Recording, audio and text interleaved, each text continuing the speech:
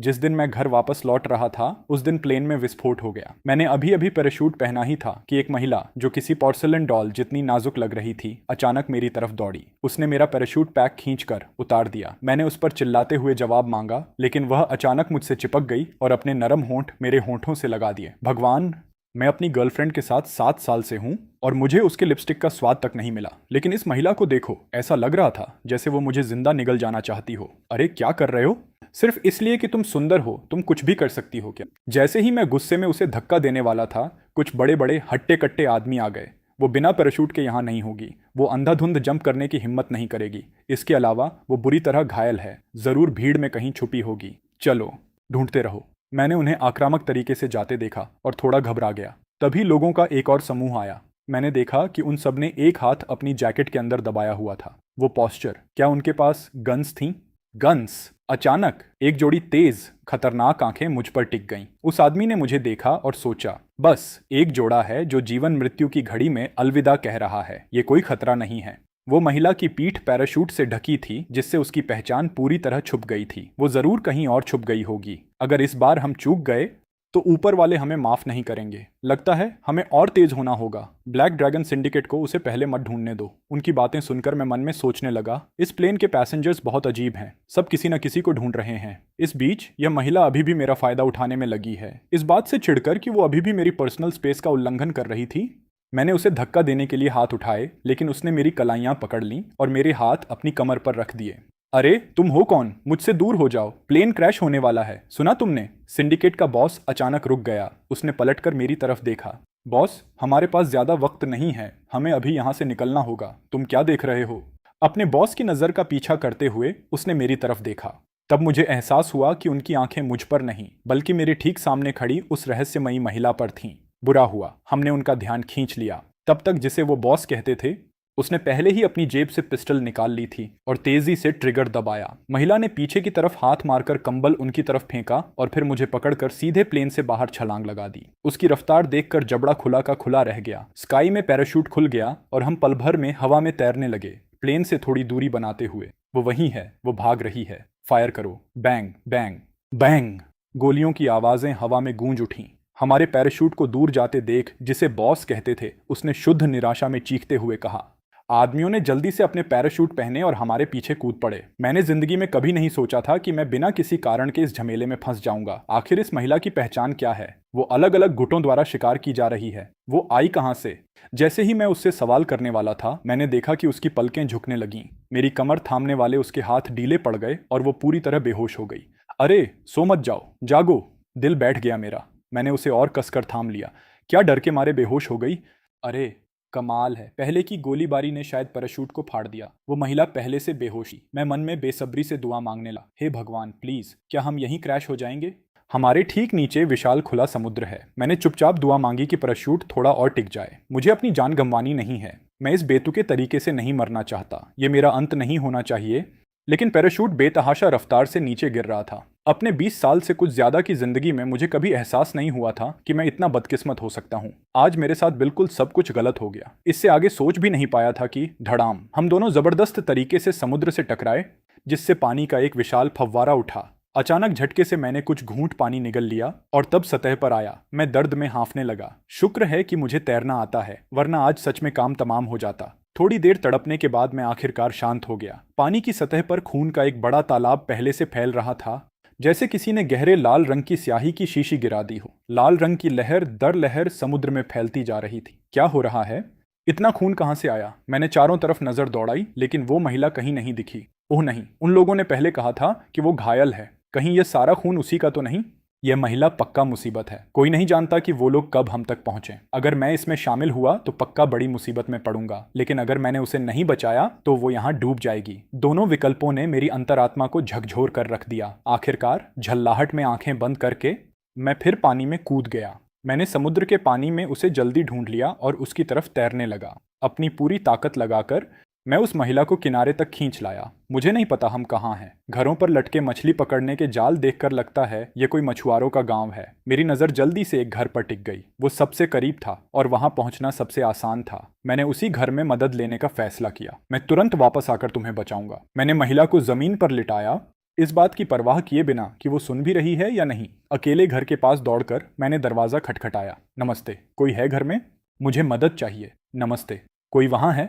कृपया दरवाज़ा खोलिए। जल्द ही लकड़ी का दरवाज़ा चरमराते हुए खुला और एक दयालु सौम्य चेहरा दिखा। एक बुजुर्ग महिला ने हल्की हैरानी से मुझे देखा। तुम कौन हो? नमस्ते जी। जिस प्लेन में मैं था वो क्रैश हो गया और एक आदमी समुद्र में गिर गया। वो बुरी तरह घायल है। क्या आप मेरी मदद कर सकती हैं?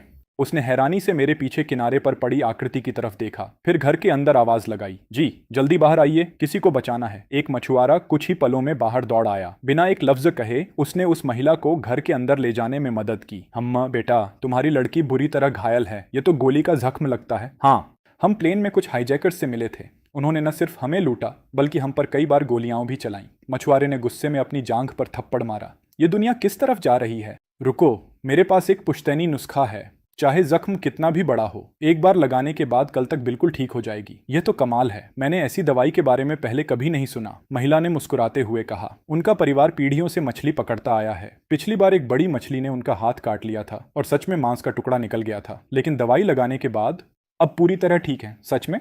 ये सुनकर मुझे थोड़ी सिहरन हुई। फिर वो महिला पानी का एक तसला लेकर आई। पहले अपनी लड़की का जख्म साफ करो, थोड़ी देर में दवाई लगा देंगे। मैंने उस महिला की तरफ देखा। उसकी बाहें कसकर मेरी कमर के इर्द गिर्द लिपटी थीं और उसने अपना सिर मेरी छाती पर टिका दिया था। वो गहरी नींद में सो रही थी, जैसे उसे कोई मजबूत सहारा मिल गया हो। सच में अभी भी इस महिला ने मेरा फायदा उठाना नहीं छोड़ा। माना वो बेहोश है, लेकिन फिर भी कैसे मेरा फायदा उठा रही है। उसके बारे में मेरी राय और भी खराब हो गई। तुम्हारी लड़की तुम्हें बहुत चाहती है लगती है। घायल होने के बाद भी तुम्हें नहीं छोड़ रही। जवानी अच्छी होती है। हमारे जमाने में तो हाथ पकड़ने से भी शर्म आती थी। माफ करिए, आपको कुछ शर्मनाक दिखाया? मैंने विनम्र मुस्कान बनाए रखते हुए जवाब दिया। असल में मैं इस बेशर्म महिला से दिल से नफरत करता था।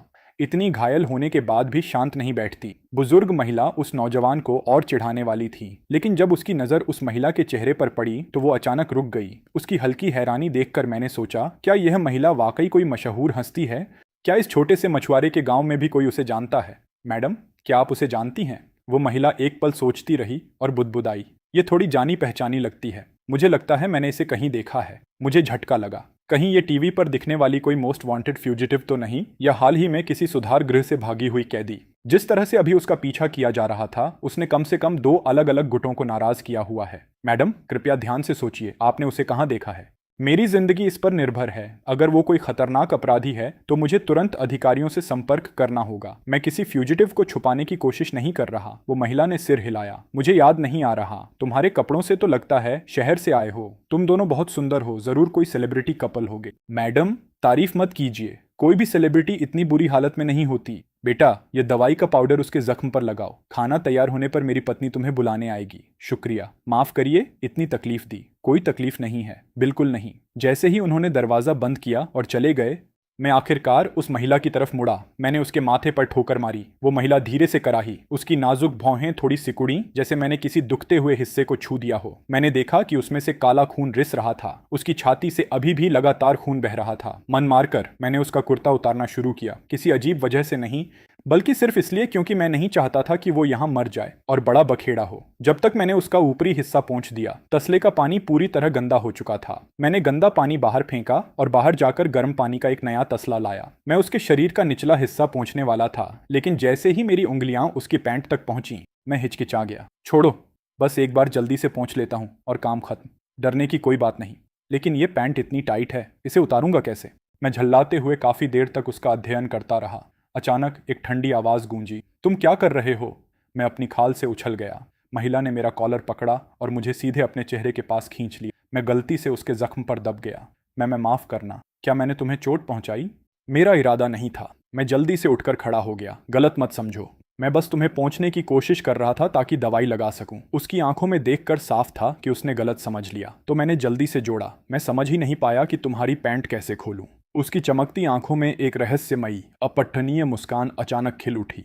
तुम आखिर उन्हें खोलकर क्या देखना चाहते थे? उस मुस्कान ने मुझे पूरी तरह भयभीत कर दिया।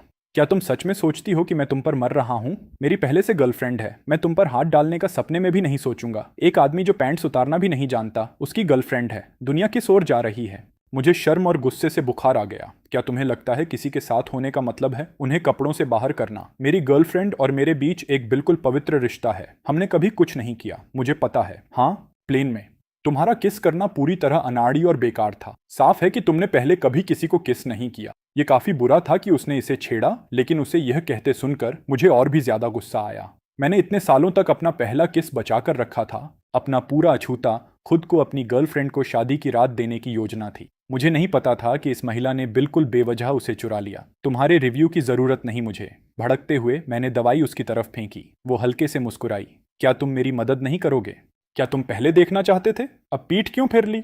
देखो, यह एक बार की जिंदगी में आने वाला मौका है। हर आदमी को मेरा शरीर देखने का सौभाग्य नहीं मिलता। मेरी गर्लफ्रेंड तुमसे कहीं बेहतर है। मैं तुम्हें देखने की बजाय उसे देखना पसंद करूंगा। यह पहली बार था जब किसी ने दावा किया था कि कोई उससे बेहतर है। मुझे तड़पते देखकर उसके होंठों के कोनों पर एक हल्की मुस्कान आ गई। धीरे धीरे और जानबूझकर वो थोड़ा मेरी तरफ झुकी और मेरी आस्तीन हल्के से खींची। उसने मुझे चिढ़ाने के लिए मुंह खोला, लेकिन इससे पहले कि शब्द होंठों से निकलते मैंने देखा कि वो संतुलन खो रही थी और बिस्तर से गिरने वाली थी। मैं उसे पकड़ने के लिए लपका, लेकिन अगले पल ही उसके नरम होंठ बिना चेतावनी के मेरे होंठों से टकरा गए। मैं पूरी तरह सुन्न हो गया। कुछ सेकंड के शुद्ध सदमे के बाद मैंने गुस्से में उसे दूर धकेल दिया। तुम्हें क्या हो गया है? इस तरह क्रीप क्यों बन रही हो? खुद पर इतरा रही बिल्ली की तरह जो अभी एक मछली पकड़ी हो वो शेखी बघार रही थी। तुम ही मेरी तरफ आए थे। अगर तुम बिस्तर से नहीं गिर रही होती तो क्या मैं तुम्हारे पास आता? मुझे सच में ऐसी बेशर्म महिला से कभी सामना नहीं हुआ था। उसकी आंखों में मनोरंजन नाच रहा था। जैसे मैं जितना ज्यादा गुस्सा होता उतना ज्यादा उसे मजा आता। अगर तुम्हें लगता है नुकसान हुआ है तो तुम भी मुझे वापस किस कर सकते हो। मैंने होंठ भींच लिए। मुझे अपना फोन दो। किस लिए? मैंने उसे घूरते हुए उसकी पहचान का अनुमान लगाने की कोशिश की। मुझे पक्का यकीन था कि वो मुसीबत है। वो सच में एक फ्यूजिटिव जैसी लग रही थी। तभी दरवाजे पर दस्तक हुई। ब्लूम, यार, खाना तैयार है। ओह, तुम्हारी लड़की होश में आ गई। मैंने अंदर ही अंदर विरोध किया। वो बिल्कुल मेरी लड़की नहीं है, लेकिन जोर से मैंने विनम्रता से कहा, हम अभी आ रहे हैं, माफ करिए, फिर से तकलीफ दी। महिला ने जानबूझकर बोला, तुमने अभी तक मेरी दवाई नहीं लगाई। उसने साफ तौर पर इतनी जोर से कहा कि बुजुर्ग महिला सुन सके, जिससे मुझे उसे घूरना पड़ा। मेरा वो लुक चीख चीख कर कह रहा था, तुम लकवाग्रस्त नहीं हो, क्या तुम खुद नहीं लगा सकती? अरे नौजवान, इतनी देर हो गई और तुमने अभी तक अपनी लड़की को दवाई नहीं लगाई? अभी जाकर लगाओ। अगर जख्म में इन्फेक्शन हो गया तो अच्छा नहीं होगा। याद रखना, पहले हाइड्रोजन पेरोक्साइड से डिसइंफेक्ट करो और फिर पाउडर डालो। बस, मैं तुम दोनों को यहाँ छोड़ती हूँ। दवाई हो जाए तो खाने आ जाना। इतना कहकर उसने दरवाजा बंद कर दिया। मैंने महिला को तेज नजरों से घूरा। वो मुस्कुराते हुए सिर हिलाने लगी। इस नतीजे से पूरी तरह संतुष्ट। मेरे दांत गुस्से में पीसने लगे। जैसे ही मैंने उसके जख्म पर आधी बोतल हाइड्रोजन पेरोक्साइड डाला, जिससे जलन और तकलीफ हुई, महिला ने बस एक हल्की सी कराह छोड़ी। हाँ, इस महिला में सच में दम है। जख्म को डिसइंफेक्ट करने के बाद मैंने पाउडर डाला और धीरे धीरे सफेद पट्टी को कुछ बार उसके चारों ओर लपेटा। ये काम खत्म होने के बाद हम दोनों आखिरकार एक एक करके कमरे से बाहर निकले। खाने की जगह में मछुआरा और उसकी पत्नी मेज पर बैठे भूखे इंतजार कर रहे थे। जैसे ही हम बाहर निकले, उन्होंने हमारा गर्मजोशी से स्वागत किया। बेटी, ठीक हो ना? आओ आओ बैठो, खाना लग गया है। हम ज्यादा कुछ नहीं दे सकते, बस साधारण सा खाना है। उम्मीद है बुरा नहीं लगेगा। शुक्रिया, हमने आपको पहले ही बहुत तकलीफ दे दी है। यह जानते हुए कि शायद उसमें बुनियादी शिष्टाचार की कमी है, मैंने उनकी तरफ से आगे बढ़कर शुक्रिया कह दिया। अपनी जगह बैठने के बाद वो महिला वहीं खड़ी रही, बिल्कुल अचल। उसकी नजरें उस छोटी टाइल वाली छत के घर के कोने कोने में घूमी। यह जगह कहाँ है? जैसे ही उसने बोला, उसमें सबके ऊपर पूरी तरह रौब का भाव था। बुजुर्ग महिला हिचकिचाने की हिम्मत नहीं कर सकी और गर्मजोशी से जगह का परिचय दिया। यह फिशमैन विलेज है, साउथ सिटी की बिल्कुल सरहद पर। South city? मैंने इसके बारे में सुना है। ईस्ट सिटी से लगभग 10 घंटे की ड्राइव है। मुझे एक फोन दो, एक सेल फोन। यहाँ सेल फोन्स नहीं है। कस्बे में एक लैंडलाइन है। कल मेरे पति तुम्हें वहां ले जाएंगे। बस 2 घंटे लगते हैं। आसपास कोई और कम्युनिकेशन डिवाइस नहीं है। हम यहाँ पीढ़ियों से मछली पकड़ते हैं, इसलिए बाहरी दुनिया से कम ही मेल जोल रहता है। उसके व्यवहार को बेहद बदतमीजी भरा पाकर मैंने उसे खींचा, उसे बैठने का इशारा किया। महिला ने विरोध नहीं किया और आसानी से मेरे बिल्कुल बगल में बैठ गई। खाने की मेज पर एक मछली थी। मछली के सूप का एक कटोरा था और कुछ चावल के कटोरे थे। सब कुछ मोटे देहाती बर्तनों में था। कटोरे और चॉपस्टिक्स भी टूटे फूटे और घिसे हुए लग रहे थे। शायद 1 दशक से ज्यादा समय से इस्तेमाल हो रहे थे, लेकिन बिल्कुल साफ थे। महिला का अचानक खाने का मन चला गया। बेटी, खाती क्यों नहीं? आओ, गरम है तो खाओ। बुजुर्ग महिला ने आवाज दी और उसे देने के लिए चॉपस्टिक से मछली का एक टुकड़ा उठाया, लेकिन महिला ने रोकते हुए कहा, ऑडी मत देना। बुजुर्ग महिला का हाथ हवा में ही रुक गया, आतिथ्य अस्वीकार होने से अचकचाकर। मैं जल्दी से माहौल संभालने लगा। उसका मतलब बस ये है कि वो खुद ले सकती है। आप खाइए, मैं उसके लिए ले लेता हूँ। इतना कहकर मैंने महिला की चॉपस्टिक से मछली का टुकड़ा वापस उनके अपने कटोरे में डाल दिया। फिर मैंने मछली की पूंछ का एक टुकड़ा उठाकर महिला के कटोरे में रख दिया। यही मिलेगा तुम्हें इतनी नखरेबाजी का? इसमें ढेर सारी कांटे हैं, निकालो जितनी हो सके। मुझे अचानक एक मीठा बदला लेने की खुशी महसूस हुई। महिला मेरे इरादे को कैसे नहीं समझती। इस आदमी ने जानबूझकर सबसे ज्यादा कांटों वाला हिस्सा, मछली की पूंछ, उसे दिया था, जबकि बुजुर्ग दंपत्ति को सबसे अच्छे हिस्से पर उसे। यह देखकर गुस्सा होने की बजाय उसके होंठों पर एक हल्की मुस्कान आ गई। घर पर क्या तुम हमेशा मेरे लिए मछली की कांटे नहीं निकालते? मैं तो सिर्फ वो मछली खाती हूँ जो तुम तैयार करो। मैंने दांत पीसे, लेकिन बुजुर्ग दंपत्ति के सामने मुझे गुस्सा दबाकर मुस्कुराना पड़ा, कहते हुए, तुम बड़ी हो, जिद्द छोड़ो और खाओ। क्या तुम मुझे खिलाओगे नहीं? जैसे ही उसने यह कहा, बुजुर्ग दंपत्ति बीच में ही खाते खाते रुक गए। या फिर हम इन बाहरी लोगों से थोड़ी प्राइवेसी मांगे। बाहरी? मैं लगभग खून थूकने वाला था। प्लीज, ये उनका घर है, यहाँ बाहरी तुम हो, ठीक है? ये जन्मजात श्रेष्ठता और आत्मधर्मी रवैया कहाँ से आता है? बस खाना खाओ। महिला ने मेरे कटोरे को दबाया और मनोरंजन से मुझे देखा। क्या तुम चाहते हो कि मैं तुम्हें खिलाऊं? तुम्हें सूप चाहिए या चावल? युगु, मैंने दांत पीसे, पूरी तरह बोलती बंद हो गई। तुम दोनों जैसे भी सामान्य रूप से खाते हो वैसे ही खाओ, हमारी चिंता मत करो। बुजुर्ग महिला ने आखिरकार अजीब तरह से माहौल संभालने की कोशिश की, और जैसे ही मैं समझाने वाला था, महिला ने पहले ही बोल दिया, हम आमतौर पर एक दूसरे को मुंह से मुंह लगाकर खिलाते हैं। मछुआरा खांस कर मुंह से चावल उगलने वाला था। जी, आपको क्या हो गया? बुजुर्ग महिला ने तुरंत उसकी पीठ थपथपाई। अभी तो ठीक से खा रहे थे, क्या हो गया अचानक? जब उनका ध्यान दूसरी तरफ था, मैंने झल्लाते हुए धीरे से फुसफुसाया, बस बहुत हो गया। महिला ने वो मनोरंजित भाव बनाए रखा, जैसे कह रही हो, या तो तुम मुझे खिलाओ या मैं तुम्हें खिलाऊंगी। अपनी सीमा पर पहुंचकर मैंने उसका कटोरा उठाया, कांटों समेत मछली सीधे उसके मुंह में ठूंस दी, बड़बड़ाते हुए, तुम्हें घर पर हमेशा मछली की कांटें खाना पसंद है, तो यहां भी संकोच मत करो। वो नहीं सोचेंगे कि तुम अजीब हो। लो, खाओ। मैंने अपनी सारी नाराजगी सीधे उसके मुंह में भर दी। बुजुर्ग दंपत्ति की आंखें लगभग बाहर निकलने वाली थी। क्या आजकल कोई मछली की कांटें खाना पसंद करता है? मैडम, चिंता मत करिए, उसका पाचन तंत्र कमाल का है, यह पूरा कटोरा निगल जाए तो भी पचा लेगी। मैंने उसे पूरी खुन्नस निकालने के लिए एक और निवाला खिलाया। महिला को जरा भी गुस्सा नहीं था, बस मुझे देखकर ऐसे मुस्कुरा रही थी। एक बाहरी इंसान को हम एक गहरे प्यार में डूबे हुए जोड़े जैसे लगते, जो सालों से साथ हैं। जब मुझे लगा मैंने बाजी जीत ली, तभी वो अचानक झुकी और उसने खाना अपने मुंह से सीधे मेरे मुंह में डाल दिया, जिससे मेरी आंखें फटी रह गईं। मुझे कुछ सेकंड बाद समझ आया कि क्या हो रहा है। इस महिला ने सच में अपने मुंह से खाना निकालकर मेरे मुंह में ठूंस दिया था। मुझे तुरंत उबकाई आने वाली थी, लेकिन महिला ने जबरदस्ती मेरे होंठ बंद कर दिए और खाना निगलवा दिया। बुजुर्ग दंपत्ति हतप्रभ होकर देखते रहे। क्या आजकल युवा लोग इस तरह एक दूसरे को खिलाते हैं? ये तो नई बात थी। क्या वो सच में इतने लंबे समय से बाहरी दुनिया से कटे हुए थे, या आज के युवा वाकई इतने प्रगतिशील थे? किस किए जाने तक की हालत में मैंने अनजाने में खाना निगल लिया। मेरी पहली प्रतिक्रिया थी कि एक तेज मछली की कांट मेरे गले में चुभ जाएगी, लेकिन हैरानी की बात, निगलने के बाद एक भी कांट मेरे गले में नहीं चुभी। मैंने हैरानी से उस महिला को देखा। महिला ने मेज से एक मोटा नैपकिन उठाया और शालीनता से मुंह से मछली की कांटें पोंछ दी। उसकी हरकतें पूरी तरह ग्रेसफुल थीं। मुझे समझ नहीं आया कि उसने उन्हें कैसे अलग किया। महिला ने आखिरकार बोलते हुए मुझे राहत दी, क्या तुम खुद खाओगे या चाहते हो मैं खिलाऊं? मैंने जल्दी से चॉपस्टिक्स उठा लिए।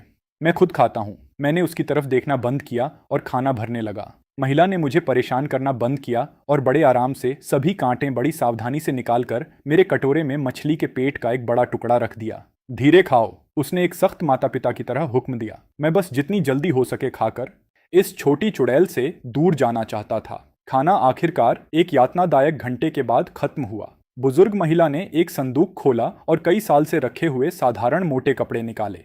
नौजवान, तुम दोनों ने अभी तक नहाया नहीं है। ये वो कपड़े हैं जो मेरे पति और मैंने अपनी शादी के दिन पहने थे। अगर बुरा ना लगे तो ले लो।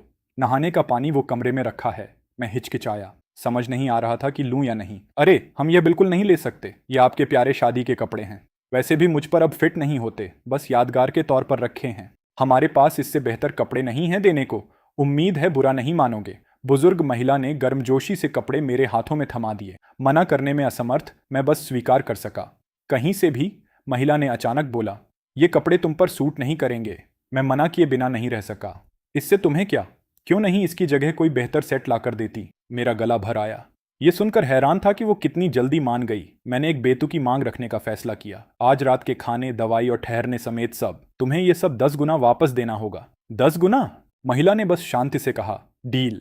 एक सामान्य इंसान आज रात के खर्चे का 10 गुना दाम कभी नहीं चुकाएगा, क्योंकि यह पूरी तरह बेतुका है। लेकिन जो मुझे उम्मीद नहीं थी वो था उसका रिएक्शन। क्या यह महिला पूरी तरह पागल है? कोई भी मेरे मुंह पर 10 गुना की मांग सुनकर हंसता। वो इतनी आसानी से कैसे मान गई? क्या तुम अब मुझे अपना फोन दे सकते हो? वो मेरी आंखों में झांक कर देखने लगी, जैसे पहले से सब जान चुकी हो। मैंने अपनी जेब थामते हुए उसे हैरानी से देखा। तुम्हें कैसे पता कि मेरे पास फोन है? प्लेन से कूदने से पहले मैंने अपना वाटरप्रूफ फोन जेब में रखकर जिप बंद कर ली थी ताकि गिरे नहीं। कुछ भी मेरी नजर से नहीं बचता। यह सुनकर मैंने मन मारकर पॉकेट से फोन निकाला। महिला ने एक नंबर डायल किया जो उसे जुबानी याद था। इस फोन की सटीक लोकेशन ट्रेस करो, कल मुझे पिकअप करना। उसके बोलने के तरीके में जो कमांडिंग अथॉरिटी थी, उसे देखकर मेरे मन में उसकी पहचान जानने की जिज्ञासा बढ़ने लगी। उसने कुछ ही शब्दों में कॉल खत्म की, मेरे फोन में एक नया कॉन्टैक्ट बनाया और उसमें अपना नाम टाइप किया। यह मेरी कॉन्टैक्ट इन्फो है। तुमने मेरी जान बचाई। अगर कभी मेरी मदद की जरूरत पड़े तो बस कॉल करना। मैंने फोन वापस छीन लिया, काफी संशय में। वो खुद हिटमैन द्वारा शिकार की जा रही है। क्या उससे जुड़ने से और मुसीबत नहीं आएगी? चिंता मत करो, मैं तुम्हें नहीं ढूंढूंगा। मैं उस पर और समय बर्बाद नहीं करना चाहता था और शावर लेने चला गया। इस एहसान के बदले में तुम कुछ भी मांग सकते हो, चाहे जो हो मैं पूरा करूंगी। कुछ भी? मैं रुक कर पलटा। क्या तुम पक्की हो? मैं अपनी बात से कभी नहीं मुकरती। उसे इतनी शान से बोलते देख मैं मन ही मन हंसा। क्या हो अगर मैं एक बड़ा घर और एक लग्जरी कार मांगूं? क्या तुम वो भी मान लोगी? तो तुम्हारी इच्छा पूरी होगी। लग्जरी कार और घर दोनों तुम्हारे, साथ में बोनस के तौर पर मैं, विवियन वैंस भी। पक्की बात है। वो बस बड़ी बड़ी हाँक रही थी। उससे बहस करना समय की बर्बादी थी। मैंने उसे सीधे बता दिया, हटो, शावर लेने मत रोको। जब बुजुर्ग महिला बर्तन साफ कर रही थी, उसे अचानक कुछ याद आया। क्या वो लड़की वही नहीं है जो कुछ दिन पहले टीवी पर दिखी थी? अरबपति कॉर्पोरेट सीईओ विवियन वैंस? हाँ, वही है। मुझे याद आया। मछुआरा अपना मछली पकड़ने का जाल ठीक करने में व्यस्त था। तुम बहुत ज्यादा टीवी देखती हो। कोई अरबपति सीईओ इस जगह कैसे आएगी? उसकी पत्नी ने पलटवार किया। वो प्लेन में आ सकती है तो साफ है कोई साधारण इंसान नहीं है। टीवी पर सीईओज हमेशा दुनिया भर में उड़ते नहीं फिरते? बुजुर्ग ने हंसते हुए कहा। मेरी भोली पत्नी, आजकल इतने लोग फ्लाई करते हैं। बस हम इतने समय से यहाँ हैं कि बाहरी दुनिया नहीं देख पाए। दंपत्ति की आवाजें खिड़की से बाहर आने लगी। शावर लेते हुए मुझे उसका नाम याद आया, विवियन वैंस। मैं कई बार मन में दोहराने लगा, यह नाम इतना जाना पहचाना क्यों लगता है। मैंने शैम्पू लेने के लिए हाथ बढ़ाया, लेकिन मेरी उंगलियां अचानक किसी रेंगने वाली चीज से छू गईं, जिससे मेरी छाती एक पल के लिए सिकुड़ गई। मैंने इंस्टिंक्टिवली ऊपर देखा और एक तेज चीख निकली। पूरी आवाज घबराहट से कसी हुई थी। शोर सुनकर विवियन वैंस तुरंत दौड़ आई। बुजुर्ग दंपत्ति कुछ समझ पाते इससे पहले ही उसने बाथरूम का दरवाजा खोल दिया। वो अंदर आई। लकड़ी का बाथटब एक तरफ झुका हुआ था। मैं कोने में खड़ा था, बिखरा हुआ और आधा नंगा, बहुत शर्मिंदा दिखते हुए। विवियन वैंस आगे बढ़ी और धीरे से कपड़े मेरे कंधों पर डाल दिए। उसका लहजा शांत था, लेकिन उसमें चिंता का हल्का सा भाव था। क्या हुआ? विवियन ने शांति से बाथरूम का जायजा लिया। वहां कोई नहीं था। मेरा पूरा शरीर एक कसे हुए स्प्रिंग की तरह तना हुआ था और मैंने उसके कंधों पर कसकर हाथ जमा ली। मेरे पोर सफेद पड़ गए और मेरी आवाज अविश्वसनीय घबराहट से भरी एक बेहद धीमी फुसफुसाहट में तब्दील हो गई। वो वहां एक एक है? उसने नरम आवाज में पूछा। क्या देखा? मेरा शरीर अकड़ गया था और मैं थोड़ा पीछे हट गया, कंधे तने हुए और कांपते हुए। मेरी आंखें कमरे के कोने पर टिकी थीं। आवाज गहरी और कर्कश थी। एक कॉकरोच, उड़ने वाला। विवियन एक पल के लिए चौंकी और फिर वो धीरे से हंसी, मनोरंजित और परेशान दोनों। तुम्हें कॉकरोचेस से डर लगता है? मुझे यहां से निकालो। मैंने तत्काल आदेश दिया। लहजा लगभग सीधा कमांड था, बस उसे पहले छू लिया था। ये सोचकर ही रीढ़ में झंझनाहट होने लगी। कॉकरोचेस बचपन से मेरा सबसे बड़ा नाइटमेयर रहे हैं। अगले पल कॉकरोच अचानक कोने से उड़कर सीधे खिड़की पर आ बैठा। मैं जोर से हिचकिचाया। मेरा चेहरा मौत की तरह पीला पड़ गया और मैंने इंस्टिंक्टिवली पीछे हटने की कोशिश की। बैठ जाओ, जाओ। अपनी पूरी घबराहट में मेरी पकड़ उस महिला के कंधों पर और कस गई। विवियन एक हल्की कराहट छोड़ी। उसके सीने का जख्म शायद फिर तकलीफ देने लगा था। मैं रुक गया, लेकिन उसकी आवाज पूरी तरह नरम रही। जितना घबराओगे उतना ही वो तुम्हारी तरफ आएगा। मैं एक पल के लिए जम गया। माथे पर पसीना आ गया। आवाज कसी हुई थी, बस मुझे यहां से निकालो। विवियन ने अंधेरे गंदे बाथरूम पर नजर दौड़ाई और थोड़ा माथे पर बल डाला। दरवाजे के बाहर बुजुर्ग आदमी ने बेचैनी से पूछा, नौजवान, क्या सब ठीक है अंदर? अपनी आवाज को नरम रखते हुए वो दरवाजे के सामने खड़ी हो गई ताकि बुजुर्ग अंदर न आ सकें। हम ठीक हैं, बस थोड़ी सी घबराहट हुई। फिर उसने अपना हाथ मेरे हाथ में फंसाया और जल्दी से मुझे बाथरूम से बाहर और वापस कमरे में ले आई। उसने मुझे बिस्तर के किनारे पर बैठाया। क्या इतना डरना जरूरी था? उसके लहजे में मनोरंजन का एक हल्का सा भाव था, जिसने मुझे न खड़े रहने और न बैठने लायक बना दिया। मेरा शरीर अभी भी थोड़ा तना और कांप रहा था। पहले के उड़ते कॉकरोच ने मेरा दिमाग पूरी तरह घेर रखा था। मैंने हाथ दोनों तरफ टिका लिए, पीठ अकड़ी हुई और जबरदस्ती खुद को शांत करने की कोशिश कर रहा था। देखकर कि मैं कितना जकड़ा हुआ था, बहादुरी का मुखौटा लगाए बिना नहीं रह पा रहा था। विवियन वैंस की आंखें थोड़ी गहरी हो गईं। उसे अचानक लगा कि एक आदमी जो साफ तौर पर घबराया हुआ है लेकिन फिर भी कमजोरी दिखाए बिना डटा रहता है बहुत आकर्षक लगता है। आज रात तुम बेड पर सो सकते हो। अगर वो तुरंत नहीं गई तो कुछ अनपेक्षित कर बैठेगी। यह सोचकर वो बाहर जाने वाली थी जब उसने मुझे बोलते सुना, रुको। मैं डरे हुए दीवार पर धीरे धीरे रेंगते कीड़े की तरफ घूर रहा था। एक पल के लिए भी नजर हटाने की हिम्मत नहीं थी। इस कमरे में सच में हर तरह की गंदी चीजें थीं। मकड़ियां, कीड़े और उड़ने वाले कीट हर जगह थे। मत बताओ कि तुम्हें कीड़ों से भी डर लगता है। क्या तुम सच में मर्द हो? मैंने सिर हिलाया। उसे बताना चाहता था कि बचपन में मुझे किसी चीज से डर नहीं लगता था। कुछ भी मुझे नहीं डराता था। लेकिन जब से मैं एक उड़ते कॉकरोच से ट्रॉमा हो गया तब से मुझे सभी कीड़ों से हड्डियों तक डर लगता है। पहले कपड़े तो पहनो। उसकी रिमाइंडर सुनकर मैंने उलझकर खुद को देखा। तभी एहसास हुआ कि मैंने सिर्फ एक बाथ टॉवल पहना हुआ था। पहले से पूरी तरह टूट चुका था। अब शर्म से पानी पानी हो गया। मैंने जितनी तेजी से इंसानी तौर पर संभव था उतनी जल्दी कपड़े पहने। चाहता था कि जमीन मुझे निगल जाए। बस सो जाओ। महिला ने मुझे और नहीं चिढ़ाया। तेल का दीपक बुझाकर वो ठीक मेरे बगल में लेट गई, जिससे मैं उछल पड़ा। तुम आज रात यहाँ सोओगी? और कहाँ जाऊं? मैं हिचकिचाया, कहते हुए, दो अजनबी जो अभी मिले हैं एक कमरे में। अगर बात फैल गई तो तुम्हारी रेप्यूटेशन के लिए अच्छा नहीं होगा। महिला ने बीच में काटा। आराम करो, मुझे तुम में कोई इंटरेस्ट नहीं है। इसके अलावा मैं घायल हूँ, कुछ होने वाला नहीं। सोचने पर लगा उसकी बात में दम था, लेकिन मैं अपना बचाव पूरी तरह नहीं छोड़ सका। मेरा हिचकिचाता भाव देखकर उसने जोड़ा, अगर कॉकरोच आया तो मैं संभाल लूंगी। तुम्हारे जैसे कीड़ों से डरती नहीं मैं। यह सुनकर मन को चैन आया और थकाऊ दिन के बाद थकान आखिरकार हावी हो गई। धीरे धीरे अपना बचाव छोड़ते हुए मैं आखिरकार सो गया। अगले दिन सुबह तेज हवा ने कागज से ढकी खिड़कियां जोर जोर से खड़खड़ाईं। चाहे हवा बहुत तेज थी या यह पुराना घर बस इतना ही जर्जर था, कुछ छत की टाइल्स असल में उखड़ गईं। वो जोर की आवाज के साथ जमीन पर गिर पड़ीं, जैसे एक शानदार एयरक्राफ्ट नजदीक आता गया। और भी टाइल्स उखड़ती और गिरती गईं, यहाँ तक कि हमें पता भी नहीं चला। और आधे से ज्यादा छत पूरी तरह उड़ गई, पूरी तरह खुले में। घर के अंदर का सब कुछ तूफानी हवाओं से उलट पुलट हो गया। खिड़कियां भी पूरी तरह टूट गईं। बुजुर्ग दंपत्ति जो आंगन में मछली पकड़ने का जाल ठीक कर रहे थे, डर के मारे कांप उठे। वो जल्दी से एक सुरक्षित कोने में जा छुपे। उन्होंने देखा जैसे वो शानदार एयरक्राफ्ट कई बार उतरने की कोशिश करता, लेकिन जगह की कमी के कारण वो कुछ बार हवा में चक्कर लगाकर अंत में पास की बीच पर उतर गया। कई पड़ोसी मछुआरे यह देखने बाहर आ गए कि क्या शोर हो रहा है। इस एकाकी छोटे से मछुआरे के गांव ने इतनी बड़ी हलचल कभी नहीं देखी थी। भयंकर शोर से जागकर मुझे एहसास हुआ कि मैं असल में विवियन वैंस को कडल कर रहा था। मैं तुरंत उठकर बैठ गया। शुक्र है कि हम दोनों के कपड़े पूरी तरह ठीक ठाक थे। मैंने विवियन की तरफ देखा। वो मुझे पूरी तरह नफरत से घूर रही थी।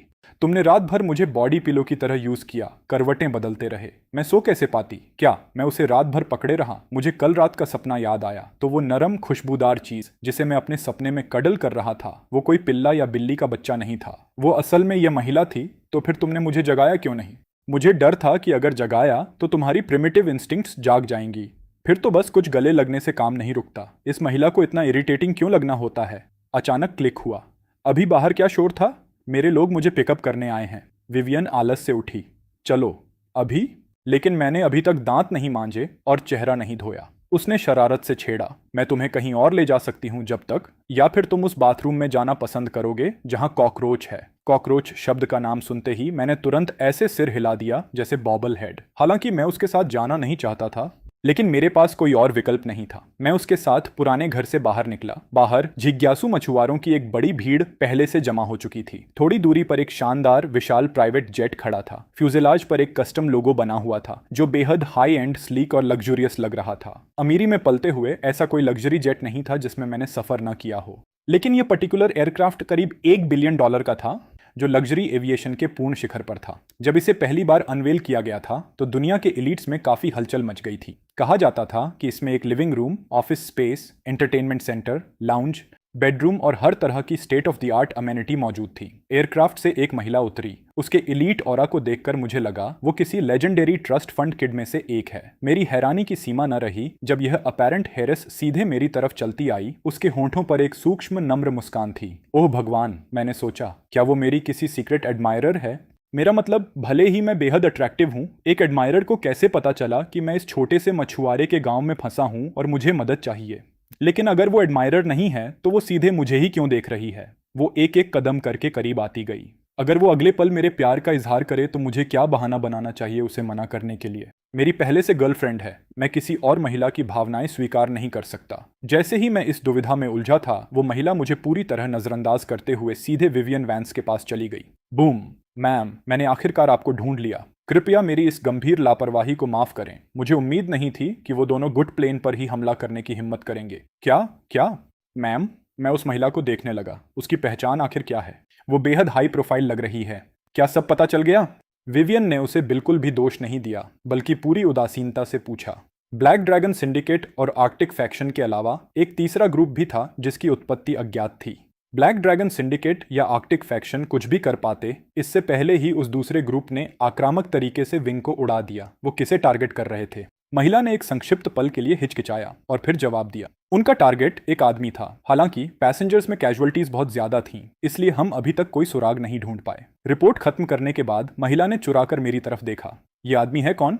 वो हमारी मैम के इतने करीब खड़ा है। देखो, हमारी मैम ने सालों से पुरुषों से दूरी बनाई हुई है। मेल एस्कॉर्ट्स या बॉडीगार्ड्स तो छोड़ो, उनकी प्राइमरी असिस्टेंट भी उन्हीं जैसी महिला है। सामान्यतः जब भी ओल्ड मास्टर उनके लिए कोई मिलन करवाने की कोशिश करते, वो ठंडेपन से इनकार कर देती। हमारी मैम को किसी से मिलवाना स्वर्ग चढ़ने से भी कठिन था। कल क्या चमत्कार हुआ? या इस आदमी के पास कोई जादू है जिसने हमारी मैम को झुका दिया?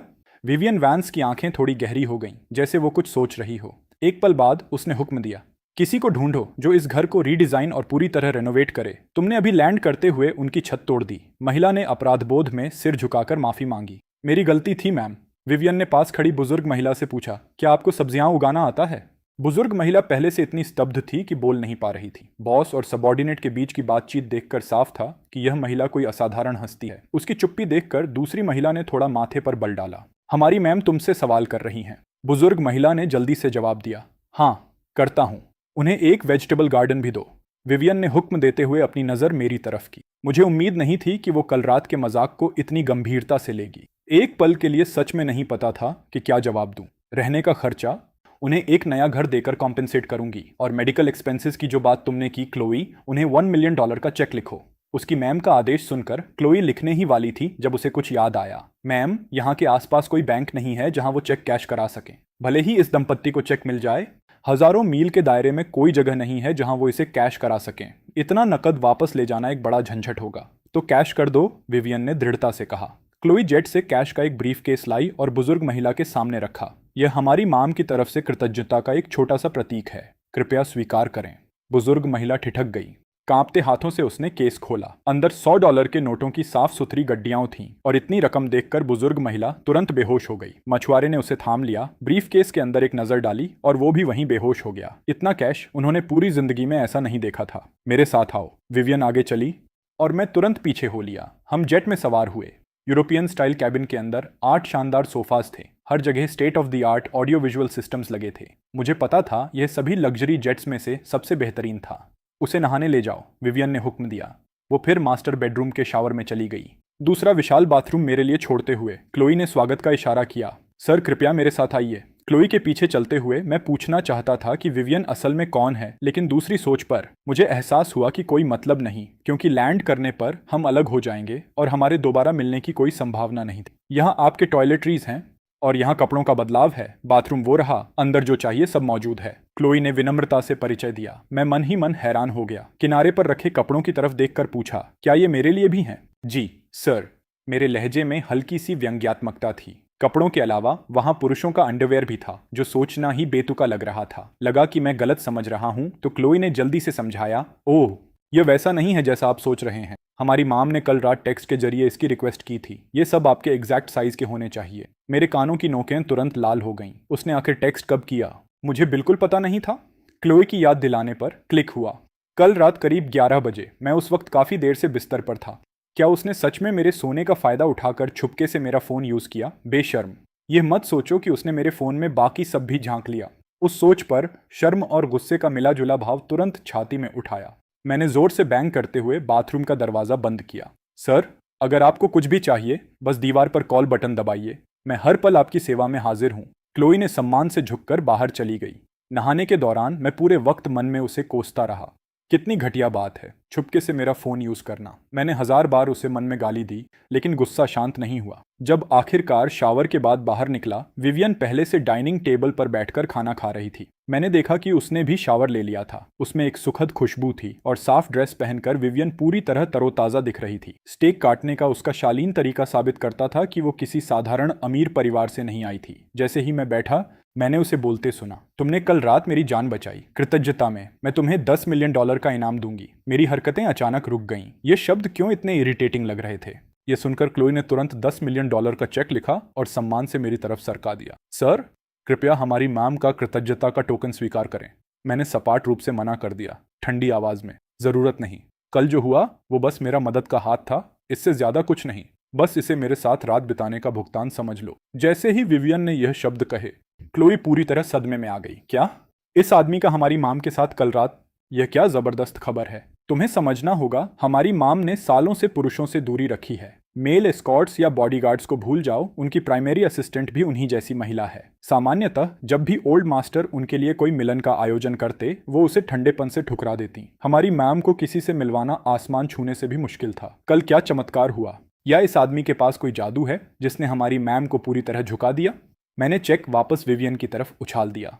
अगर कुछ है तो इसे मेरी टिप कहना चाहिए। अभी भी गुस्सा निकालने के लिए मैंने वॉलेट से $1 निकाला और फेंक दिया। चूंकि तुमने कल रात बेहद अच्छा परफॉर्मेंस किया, इसे मेरी तरफ से एक्स्ट्रा टिप समझो। सर्विसेज अच्छी निभाई तो टिप। क्लोई पूरी तरह हतप्रभ थी, लेकिन सदमे के बावजूद उसकी तेज रिफ्लेक्सेस ने काम किया और उसने चेक को हवा में ही पकड़ लिया। साथ ही उसने डॉलर का नोट भी झट से थाम लिया, जिससे दोनों चीजें सीधे उसकी माम के चेहरे पर नहीं लगीं। विवियन ने मुझे स्पष्ट नजर से देखा। मैंने गला साफ किया और गहरी आवाज में कहा, मैं उम्मीद करता हूं कि तुम कल रात जो हुआ उसके बारे में यूं ही बात नहीं करती फिरोगी। आखिरकार हमने कुछ नहीं किया। मुझे नहीं पता कितने आदमी तुम्हारे साथ हैं, लेकिन मेरी पहले से गर्लफ्रेंड है। इसलिए प्लीज मिस वैंस, मेरा थोड़ा लिहाज करो। एक तरफ खड़ी क्लोई के होश उड़ गए थे। हमारी मैम को किसी ऐसे आदमी से प्यार हो गया जिसकी पहले से गर्लफ्रेंड है, और ऊपर से वो उसे जरा भी सीरियसली नहीं लेता। तुम्हें समझना होगा, हमारी माम फोर्ब्स बिलियनियर लिस्ट में लगातार 6 सालों से शीर्ष पर हैं। वो अल्टीमेट एलीट हेरेस हैं। इंटेलिजेंस हो या लुक्स, उनका कौन सा पक्ष पूरी तरह इंटिमिडेटिंगली परफेक्ट नहीं है। फिर भी यह आदमी हमारी माम को बिल्कुल ऐसे ट्रीट करता है जैसे वो कुछ नहीं। क्लोई ने मन में सोचा, सर, आपको सच में अपनी आंखें चेक करानी चाहिए। भले ही आपको हमारी माम की असली बैकग्राउंड न पता हो, बस इस प्राइवेट जेट की शानो शौकत देखकर ही साफ है कि हमारी माम आपकी गर्लफ्रेंड से बहुत बड़ी अपग्रेड हैं। उसे पकड़ने का मौका मिला है। उसे लात मारने की बजाय अपनी गर्लफ्रेंड के प्रति बड़े लॉयल हो। विवियन का लहजा अपठनीय था, लेकिन क्लोई भांप सकती थी। उसकी माम सच में इससे परेशान थी। वाह, ये तो दिन ब दिन और दिलचस्प होता जा रहा है। लेकिन जेलस मत होना मैम। आमतौर पर जो भी आप चाहती हैं वो मिल जाता है। उनकी गर्लफ्रेंड होना तो छोड़ो, अगर वो शादीशुदा भी होते तो आप उन्हें आसानी से छीन सकती थीं, है ना? मैंने ठंडी हंसी दी। तुम तारीफ कर रही हो मिस वैंस, मैं तुम्हारी तरह प्रोमिस्क्यूअस नहीं हूँ। प्रोमिस्क्यूअस? इस आदमी ने सच में हमारी माम को प्रोमिस्क्यूअस कहने की हिम्मत की? क्लोई लगभग अपनी ही सांस में घुट जाती। विवियन हालांकि जरा भी नाराज नहीं थी, बल्कि वो मुस्कुराते हुए बोली, बस खाओ, तुम्हें आपस में बहस करने के लिए एनर्जी चाहिए। मैं खाने के सामने बिल्कुल पोलाइट नहीं था। कल मैंने उसकी जान बचाई और उसने मुझे कई बार तंग करके मरा दिया, तो उसका ब्रेकफास्ट खाना कम से कम वो तो मुझे मिलना चाहिए था। यह सोचकर मैंने बिना हिचकिचाए खाना शुरू कर दिया, जबकि विवियन मुझे मुस्कुराते हुए देखती रही। उसने आसानी से स्टेक का एक टुकड़ा काटा और मेरी प्लेट पर रख दिया। ट्राई करो, काफ़ी अच्छा है। मैंने फोर्क से स्टेक को सीधे उसकी प्लेट में वापस धकेल दिया। तुम्हारे झूठे कौन खाएगा? मैं खुद काट सकता हूँ। क्लोई सच में अचंभित थी। ये सज्जन पूरी तरह बेबाक था जो जी में आया किया। उसने हमारी माम के साथ एक जरा भी रिस्पेक्ट के साथ नहीं किया। हमारी माम के साथ पले बड़े होने के नाते ये पहली बार था जब उसने किसी को हमारी माम को इस तरह हवा में उड़ाते देखा था। देखो, हर पिछला आदमी प्रैक्टिकली उनकी माम के लिए गिड़गिड़ाता था, लेकिन ये सज्जन एक रिफ्रेशिंग चेंज था।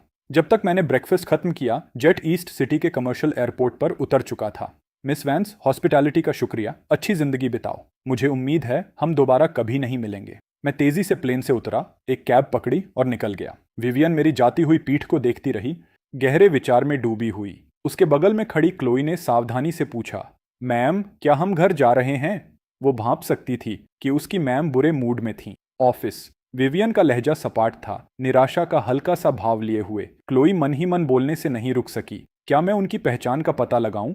विवियन ने उसे बर्फीली नजर से घूरा, जैसे क्लोई की दखलंदाजी के लिए डांट रही हो। क्लोई सिहर उठी और माफी मांगने वाली थी, लेकिन उसकी हैरानी की हद न रही जब विवियन ने कहा, क्लोई, मुझे एहसास हो रहा है कि तुम मुझे बेहतर और बेहतर समझने लगी हो। अपनी माम के लाल होंठों पर खेलती रहस्यमयी मुस्कान देखकर क्लोई को समझ नहीं आया कि राहत की सांस ले या चिंता करे। यह पहली बार था जब उसकी माम ने किसी आदमी को लेकर ऐसा बर्ताव किया था, बस उसे वापस लाने के लिए। वो अपनी खुद की स्टेट से उड़कर भी नहीं रुकी थी। उसने जानबूझकर ईस्ट सिटी के एकमात्र कमर्शियल एयरपोर्ट तक उड़ान भरी, सिर्फ उसके लिए कैब पकड़ना आसान बनाने के लिए। इसका कोई मतलब नहीं था, बस एक ही रात थी। क्लोई ने सिर झुकाकर आदेश मान लिया। जी मैम, मैं तुरंत पता लगाती हूँ। विवियन की मनोरंजित नज़र खिड़की से बाहर चली गई। जैसे ही मैं कैब में बैठा, मैंने ड्राइवर को एड्रेस दिया। Rockwood group please.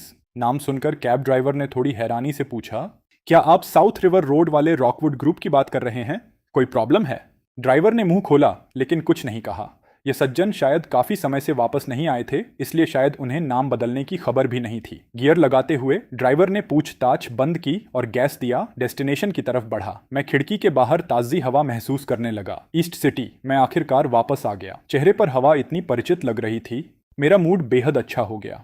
अचानक एहसास हुआ कि मैंने अभी तक पेरेंट्स को टेक्स्ट नहीं किया था। जाने दो, बस अचानक पहुंचकर उन्हें सरप्राइज दे देता हूं। आज नीना कॉलिंस का बर्थडे है। उसके लिए इतनी मेहनत से तैयार किया गिफ्ट प्लेन से कूदने के बाद बिना किसी निशान के गायब हो गया, जिससे थोड़ा अनॉयंस हुआ। वो महिला जिसने मेरा पहला किस चुराया, अगर वो नहीं होती तो मैं कभी इस सब बकवास में नहीं फंसता। फोन निकालकर मैंने बेकरी का नंबर डायल किया। हेलो, क्या आपके पास अभी कोई प्री मेड केक्स उपलब्ध हैं? मास्टर ईथन, क्या वो आप हैं? रिसेप्शनिस्ट ने लगभग फोन गिरा दिया। 1 दशक से ज्यादा समय से ग्रेसन फैमिली ने अपनी डिजर्ट्स और पेस्ट्रीज उसी शॉप से ऑर्डर की थी, इसीलिए वो ग्रेसन फैमिली के हर एक नंबर को दिल से जानती थी। लेकिन अभी वो इतनी हैरान क्यों थी? इसकी वजह यह थी कि उसने यह नंबर 3 सालों से कॉल करते नहीं देखा था। हाँ, मैं देश वापस आया हूँ और तुम्हारा सबसे बड़ा केक ऑर्डर करना चाहता हूँ। क्या आज मैनेज कर सकती हो?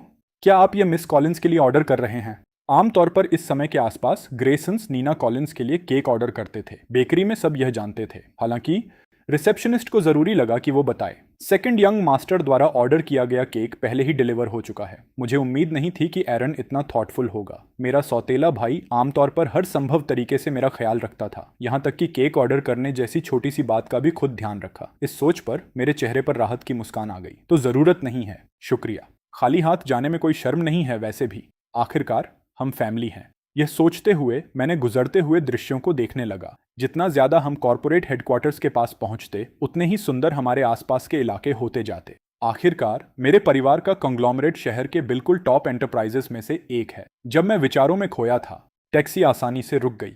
हम पहुंच गए। मैंने किराया दिया और उतरा, लेकिन कुछ अजीब लगा। नाम क्यों बदला? यह रॉकरेस ग्रुप क्या है?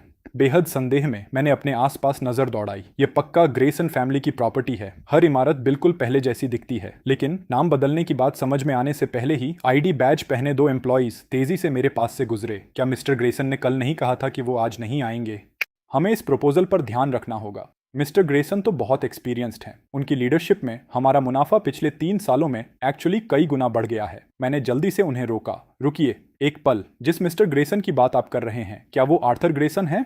हाँ, वही हैं। उस इंसान ने थोड़ा अजीब मुस्कान दी। ओह ठीक है, कोई बात नहीं, माफ करिए परेशान किया। दोनों ने मुझे अजीब नजर से देखा और जल्दी से चले गए। तो मेरे परिवार की कॉरपोरेशन का बस नाम बदला है। जो सवाल और बेचैनी अभी मेरे अंदर उठी थी, वो तुरंत गायब हो गई। कॉर्पोरेट बिल्डिंग के मेन एंट्रेंस से अंदर कदम रखते हुए, हेलो, आप किससे मिलने आए हैं? किसी को आते देखकर रिसेप्शनिस्ट तुरंत आदर से खड़ी हो गई। उसने मुस्कुराते हुए स्वागत किया। नमस्ते, मेरा नाम ईथन ग्रेसन है। मैं आर्थर ग्रेसन का बेटा हूँ। मैं इस कॉन्ग्लोमरेट का एग्जीक्यूटिव सीईओ हूँ। क्या आप उन्हें बता सकती हैं कि मैं यहाँ हूँ? बस उन्हें बताना है कि मैं देश वापस आया हूँ और ऊपर जा रहा हूँ। जैसे ही यह शब्द मेरे मुंह से निकले, वो जोर से हंस पड़ी। उसका पहले वाला आदर पल में गायब हो गया। उसकी जगह आई शुद्ध हिकारत। सर, क्या आप सही जगह पर हैं? इस पूरी कॉरपोरेशन में सिर्फ एक ग्रेसन सरनेम वाले एग्जीक्यूटिव सीईओ हैं, और वो हैं हमारे डायरेक्टर मिस्टर आर्थर ग्रेसन। और आप दावा करते हैं कि आप उनके बेटे हैं। मिस्टर ग्रेसन का यहाँ सिर्फ एक बेटा है, और वो हैं हमारे चेयरमैन मिस्टर एरन ग्रेसन। मेरा भाई? झूठ बोलने से पहले थोड़ी रिसर्च नहीं करते? मैं पूरी तरह बौखला गया था। एरन भी चेयरमैन बन गया? 3 साल पहले जब दादाजी गुजरे, लॉयर ने विल पढ़ते हुए एकदम साफ कर दिया था। रॉकवुड ग्रुप के 80% शेयर्स और ग्रेसन फैमिली की अरबों की एसेट्स मुझे और मेरे पिता आर्थर ग्रेसन के बीच उचित कंपटीशन के जरिए तय होनी थी। जो भी पहले इनहेरिटेंस की शर्तें पूरी करे, उसे सब कुछ विरासत में मिलने का हक था। विल एग्जीक्यूट होने से पहले मेरे पिता और मैं दोनों इस कॉन्ग्लोमरेट के एग्जीक्यूटिव सीईओज थे, मिलकर कॉरपोरेट अफेयर्स संभालते थे। विल में एरन का एक भी जिक्र नहीं था, उसका इससे बिल्कुल कोई लेना देना नहीं था। मैंने कमजोर मुस्कान बनाते हुए पूछा, क्या कोई गलतफहमी हो सकती है? जो मैं कह रहा हूं वो पूरी सच्चाई है। जिस एरन ग्रेसन का आपने जिक्र किया वो मेरा छोटा भाई है। रिसेप्शनिस्ट ने एक विनम्र लेकिन खिंची हुई मुस्कान बनाए रखी। क्या वाकई? मैं यहाँ 3 साल से काम कर रही हूँ और मैंने कभी नहीं सुना कि चेयरमैन ग्रेसन का कोई बड़ा भाई है। लेकिन मैंने अपनी बात पर अड़े रहते हुए कहा, आर्थर ग्रेसन सच में मेरे पिता हैं। अगर मैं धोखेबाज होता तो उनका नाम कैसे जानता? रिसेप्शनिस्ट के होंठ फड़के। उसने तारीफ करना छोड़ दिया। हमारे डायरेक्टर का नाम बहुत सारे लोग जानते हैं। मुझे नहीं पता कहाँ से सुना कि हमारे डायरेक्टर आज नहीं आएंगे, जिससे तुम यहाँ उनके बेटे का नाटक करने दौड़ आए। लेकिन मेरी एक सलाह है, फ्रॉड एक बेकार करियर पाथ है। उसने मुझे संरक्षक लहजे में लेक्चर दिया, जिससे मैं हंसी और रोने के बीच झूल गया। तुम सच में बिल्कुल गलत समझ रही हो। मैं 100% उनका असली बेटा हूँ। हाँ, और मैं इलॉन मस्क की बेटी हूँ। तुम अच्छे खासे दिखते हो, कुछ और क्यों नहीं करते? इस तरह के गंदे हथकंडे क्यों अपनाते हो? मुझे यकीन है तुम तो बस हमारे डायरेक्टर के ऑफिस में घुसकर कुछ चुराने आए हो, है ना? देखो वो नॉक ऑफ डिजाइनर कपड़े जो पहने हो, सजे संवरे हो, लेकिन कौन जानता था बस एक कॉन आर्टिस्ट निकले। जब मैं पहले अंदर आया, रिसेप्शनिस्ट ने सोचा था मैं कोई इंपॉर्टेंट क्लाइंट हूँ, लेकिन निकला मैं बस एक टोटल फ्रॉड। मैं सच में नहीं झूठ बोल रहा। मेरे पिता और मैं दोनों इस कॉन्ग्लोमरेट के एग्जीक्यूटिव सीईओज हैं। कल ही किसी ने हमारे चेयरमैन कॉलिंस के बॉयफ्रेंड होने का दावा करते हुए यहाँ बड़ा बखेड़ा किया था। वो बहाना कम से कम ज्यादा बिलीवेबल होता। मैं और कंफ्यूज्ड हो गया। क्या तुम नीना कॉलिंस की बात कर रहे हो? मैं सच में उसका बॉयफ्रेंड हूँ। रिसेप्शनिस्ट ने इतनी जोर से आंखें घुमाई कि लगभग बेहोश होने वाली थी। हाँ, और मैं टिमोथे शलमेत की सीक्रेट वाइफ हूँ। सच में छोड़ते ही नहीं। अगर अभी नहीं गए तो मैं सिक्योरिटी बुलाती हूँ। ये जानते हुए कि उससे बहस करना बेकार है, मैं धैर्य से बोला, बस मुझे इंटरनल लाइन से कनेक्ट करा दो। मैं खुद मिस्टर ग्रेसन से बात करूंगा। यही सबसे अच्छा तरीका है मेरी पहचान साबित करने का। रिसेप्शनिस्ट ने मुझे एक बड़ी आंख घुमाई। सर, अगर आप इतने ही जिद्दी रहे तो मैं सच में पुलिस बुलाऊंगी। अभी निकल जाओ, आज एक बड़ा सेलिब्रेशन है। अपनी बदकिस्मती यहाँ मत लाओ। मैंने आगे बढ़कर पूछा, कौन सा बड़ा सेलिब्रेशन?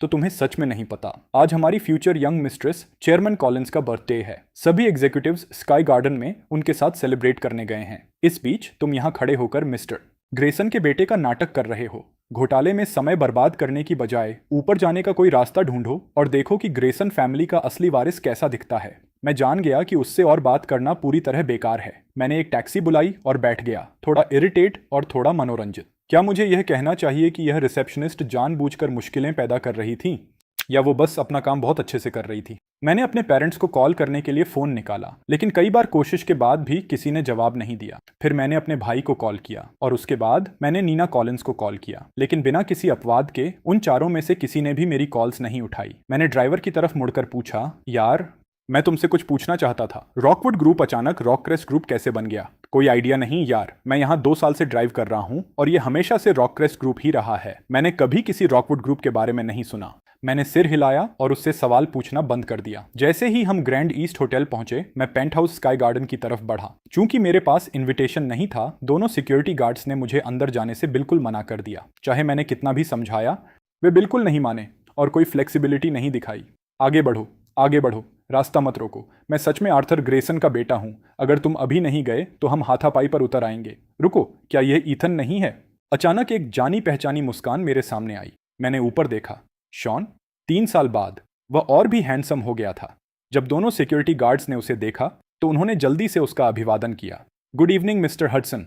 शॉन ने उन्हें साफ तौर पर इग्नोर किया और अपनी नजर वापस मेरी तरफ मोड़ ली। तुम देश में कब वापस आए? मेरी लड़कों के पीछे पागल बहन ने कुछ क्यों नहीं बताया? बस कुछ दिन पहले, जब बुढ़े उस पर शादी के लिए दबाव डाल रहे थे। उसने सच में तुम्हें एक ढाल के रूप में इस्तेमाल किया। उसने उनसे कहा कि अगर वो उसकी शादी करवाना चाहते हैं तो उसके लिए बिल्कुल तुम जैसा कोई क्लोन करें जिससे हम सब बहुत हंसे। शॉन, कृपया मुझे छेड़ना बंद करो। तुम बचपन से ही मेरा मजाक उड़ाते रहे हो। इसमें मजाक कहाँ है? मेरी लड़कों के पीछे पागल बहन की नजर में आना और उसका 3 पूरे साल तुम्हारा पीछा करना। तुमने सबसे लंबे पीछे का उसका रिकॉर्ड पूरी तरह तोड़ दिया। तुम आसानी से सबसे मुश्किल शिकार हो। शॉन हंसा और उसने मेरे कंधे पर थपथपाया। शॉन, सीरियसली, मजाक करना बंद करो। तुम ठीक समय पर आए। वे नहीं मानते कि मैं कौन हूं, तो क्या तुम मेरी गवाही दे सकते हो?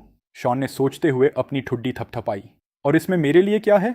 बस इसे एक पर्सनल फेवर समझो जो मैं तुम्हारा करूंगा। मैं बाद में जरूर चुकाऊंगा जब तक यह मेरी शक्ति में हो। बस अपनी कीमत बताओ शॉन। अब तुम सब उसे साफ देख रहे हो। अगर तुम्हें अपनी भलाई चाहिए तो रास्ते से हट जाओ। दोनों गार्ड्स को कैसे पता होता कि उनके सामने खड़ा व्यक्ति सच में ग्रेसन फैमिली का युवा मालिक था? उन्होंने जल्दी से मुझे अंदर जाने दिया और मैंने शॉन को धन्यवाद दिया। जैसे ही मैं अंदर जाने वाला था, मैंने शॉन को कहते सुना, हालांकि ईथन, तुमने सच में आने के लिए सबसे बुरा दिन चुना। शॉन, मुझे नहीं समझ में आया तुमने क्या कहा। जहां तक मुझे पता है, एक जबरदस्त ड्रामा होने वाला है। मैं इस तरह के तमाशे के लिए जीता हूं। अगर यह टॉप टियर एंटरटेनमेंट नहीं होता तो मैं पर्सनली नहीं आता। मैं पूरी तरह हैरान था। अचानक वेन्यू की लाइट्स तेजी से धीमी हो गईं और एक स्पॉटलाइट स्टेज पर फोकस हो गई। आर्थर ग्रेसन स्टेज पर खड़े थे, चेहरे पर मुस्कुराहट बिखरी थी। मेरे पास यहाँ अपने बेटे की शादी के बारे में एक बेहतरीन खबर अनाउंस करने के लिए है। पूरी भीड़ एक साथ बिल्कुल चुप हो गई, सांस रोककर इंतजार करने लगी। एक कॉर्पोरेट मर्जर? यह कब हुआ? मैं कुछ हद तक उलझन में था, लेकिन साथ ही क्यूरियस भी। क्या डैड अब मेरी और नीना कॉलिंस की शादी अनाउंस करने वाले हैं? उन्होंने पहले मुझसे इस बारे में बात क्यों नहीं की? पहले आइए ग्रेसन फैमिली की बहू नीना कॉलिंस का स्टेज पर स्वागत करें। आर्थर ग्रेसन ने तालियां बजाने में पहल की। स्टेज के नीचे खड़े होकर मैं भी तालियां बजाने लगा। 3 साल से उसे न देखने के बाद नीना काफी पतली लग रही थी। उसके चेहरे पर एक कोमल मुस्कान थी जो उसे और भी मिलनसार बना रही थी। बस दूर से देखकर मुझे लगा वह बिल्कुल अद्भुत है। और अब आइए मेरे बेटे एरन ग्रेसन का स्टेज पर स्वागत करें। आर्थर की अनाउंसमेंट के बाद जैसे ही एरन मुस्कुराते हुए स्टेज पर आया, पूरा कमरा तालियों से गूंज उठा। 3 साल से उसे न देखने के बाद वह काफी परिपक्व लग रहा था, लेकिन जो मैंने कभी अनुमान नहीं लगाया था वह यह था कि नीना कॉलिंस सच में एरन ग्रेसन का हाथ थामे हुए थी। दोनों प्यार से एक दूसरे की आंखों में देख रहे थे, बिल्कुल एक गहरे प्यार में डूबे जोड़े की तरह।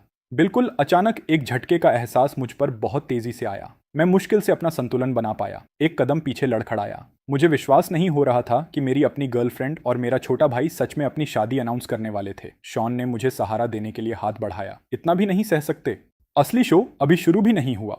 आर्थर ग्रेसन की जोरदार हंसी जोर से गूंजी। इस खूबसूरत दिन पर मुझे ग्रेसन और कॉलिंस परिवारों के मिलन की घोषणा करते हुए गर्व हो रहा है। मेरा बेटा एरन कॉलिंस फैमिली की वारिस नीना कॉलिंस से शादी करेगा। उनकी शादी अगले महीने की 28 तारीख को होगी। आज न केवल रॉकवुड ग्रुप और कॉलिंस कॉरपोरेशन के मर्जर की तीसरी सालगिरह का भव्य जश्न है, बल्कि यह नीना का बर्थडे बैंक्वेट और उनकी ऑफिशियल एंगेजमेंट पार्टी भी है। एंगेजमेंट पार्टी के शब्द मुझे सिर पर एक भारी चोट की तरह लगे, जिसने मुझे पूरी तरह अचंभित कर दिया। मुझे बस कानों में एक तेज आवाज और अपने दिल में एक अभूतपूर्व तड़पती हुई पीड़ा महसूस हुई। जिस गर्लफ्रेंड से मैं 8 सालों से प्यार करता था, वह मेरे छोटे भाई से एंगेजमेंट करने वाली थी। यह कैसे संभव है? इस खूबसूरत दिन पर मेरे पास एक बेहद दुखद बात अनाउंस करने के लिए भी है।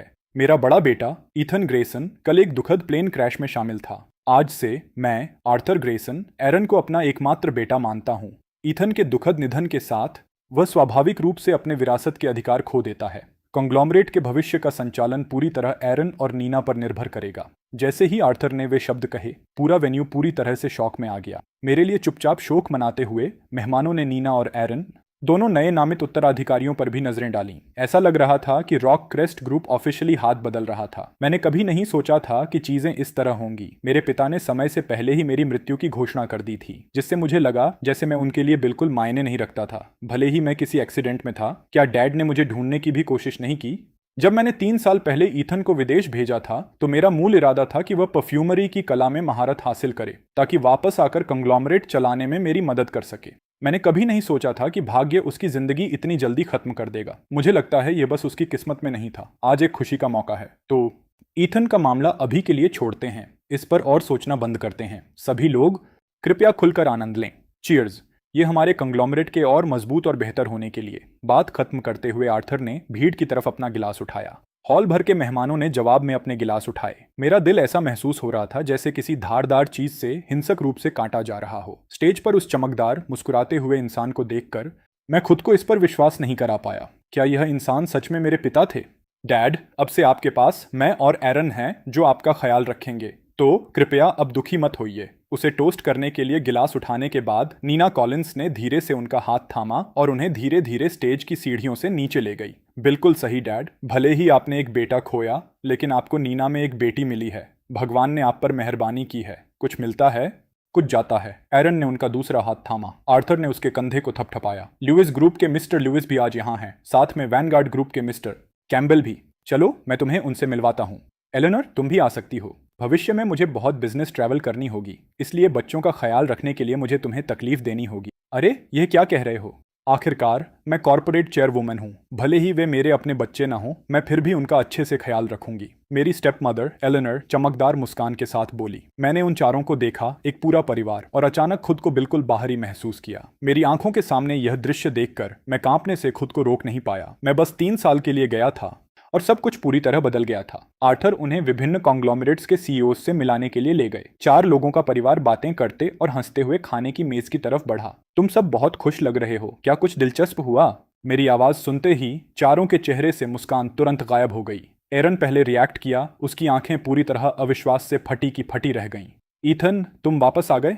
क्या हुआ? क्या मुझे वापस नहीं आना चाहिए था? तुम मरे नहीं? क्या तुम चाहते थे कि मैं मर जाऊं? नहीं, मेरा बस यही मतलब था कि यह इम्पॉसिबल है। एरन ने कभी नहीं सोचा था कि उसका बड़ा भाई सच में जीवित वापस आएगा। आर्थर का चेहरा भी एरन जितना ही भारी हो गया। ईथन, क्या तुम जिस प्लेन पर थे वह क्रैश नहीं हुई थी? मैंने न्यूज़ रिपोर्ट देखी थी जिसमें कहा गया था कि कोई भी जीवित नहीं बचा। मैंने ठंडी मजाकिया हंसी हंसी। तो मुझे ढूंढे बिना ही तुमने मुझे मृत घोषित कर दिया?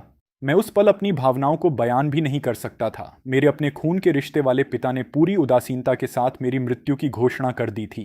तनाव देखकर एलेनोर ने आधी शिकायत भरी मुस्कान के साथ बात को संभालने की कोशिश की। ईथन, तुम काफी शरारती हो रहे हो। चूंकि तुम बच गए तो तुम्हें कम से कम घर पर कॉल करके बताना चाहिए था कि तुम सेफ हो। तुम्हें कोई आइडिया नहीं है कि हम चारों कितने परेशान थे। हम में से कोई भी रात भर पल भर के लिए नहीं सो सका। क्या ऐसा है?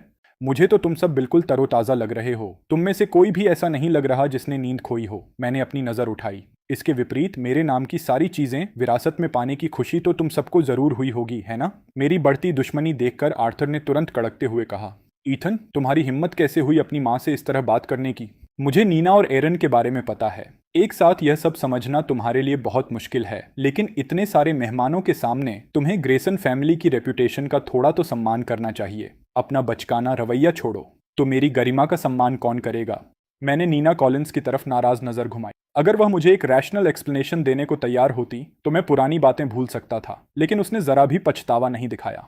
ईथन, एरन और मेरे बारे में मुझे सच में खेद है। मैंने तुम्हें पहले सच नहीं बताया क्योंकि मुझे डर था कि तुम इस तरह हिस्टेरिकल हो जाओगे। हिस्टेरिकल? जिन लोगों से मैं सबसे ज्यादा प्यार करता था और जिन पर भरोसा करता था, उन्होंने मुझे धोखा दिया और मुझे बिना किसी नाराजगी के चुपचाप यह सहना चाहिए। इन 8 सालों में अगर तुमने एक दिन के लिए भी मेरे साथ ईमानदार रहे होते तो बात यहां तक कभी नहीं पहुंचती। तुमने मुझे कहा कि तुम मुझसे प्यार करती हो, जबकि चुपके से मेरे छोटे भाई को अपनी जिंदगी देने का वादा कर रही थी। नीना कॉलिंस, तो यही है तुम्हारा प्यार। यह कहते हुए मैं गुस्से और दिल टूटने के मिश्रण से भर गया। बस कल तक वह मुझे टेक्स्ट कर रही थी कि वह मुझसे प्यार करती है। आज सब कुछ इस तरह पूरी तरह कैसे बदल सकता है? खैर, कोई भी कभी सच में नहीं जान सकता कि भावनाएं कहाँ जाएंगी। एलेनोर ने अपना शॉल ठीक किया और मुझे एक संरक्षक लहजे में लेक्चर दिया। नीना और एरन अब गहरे प्यार में हैं। क्या तुम सच में उन्हें अलग करने के लिए इतने क्रूर होंगे?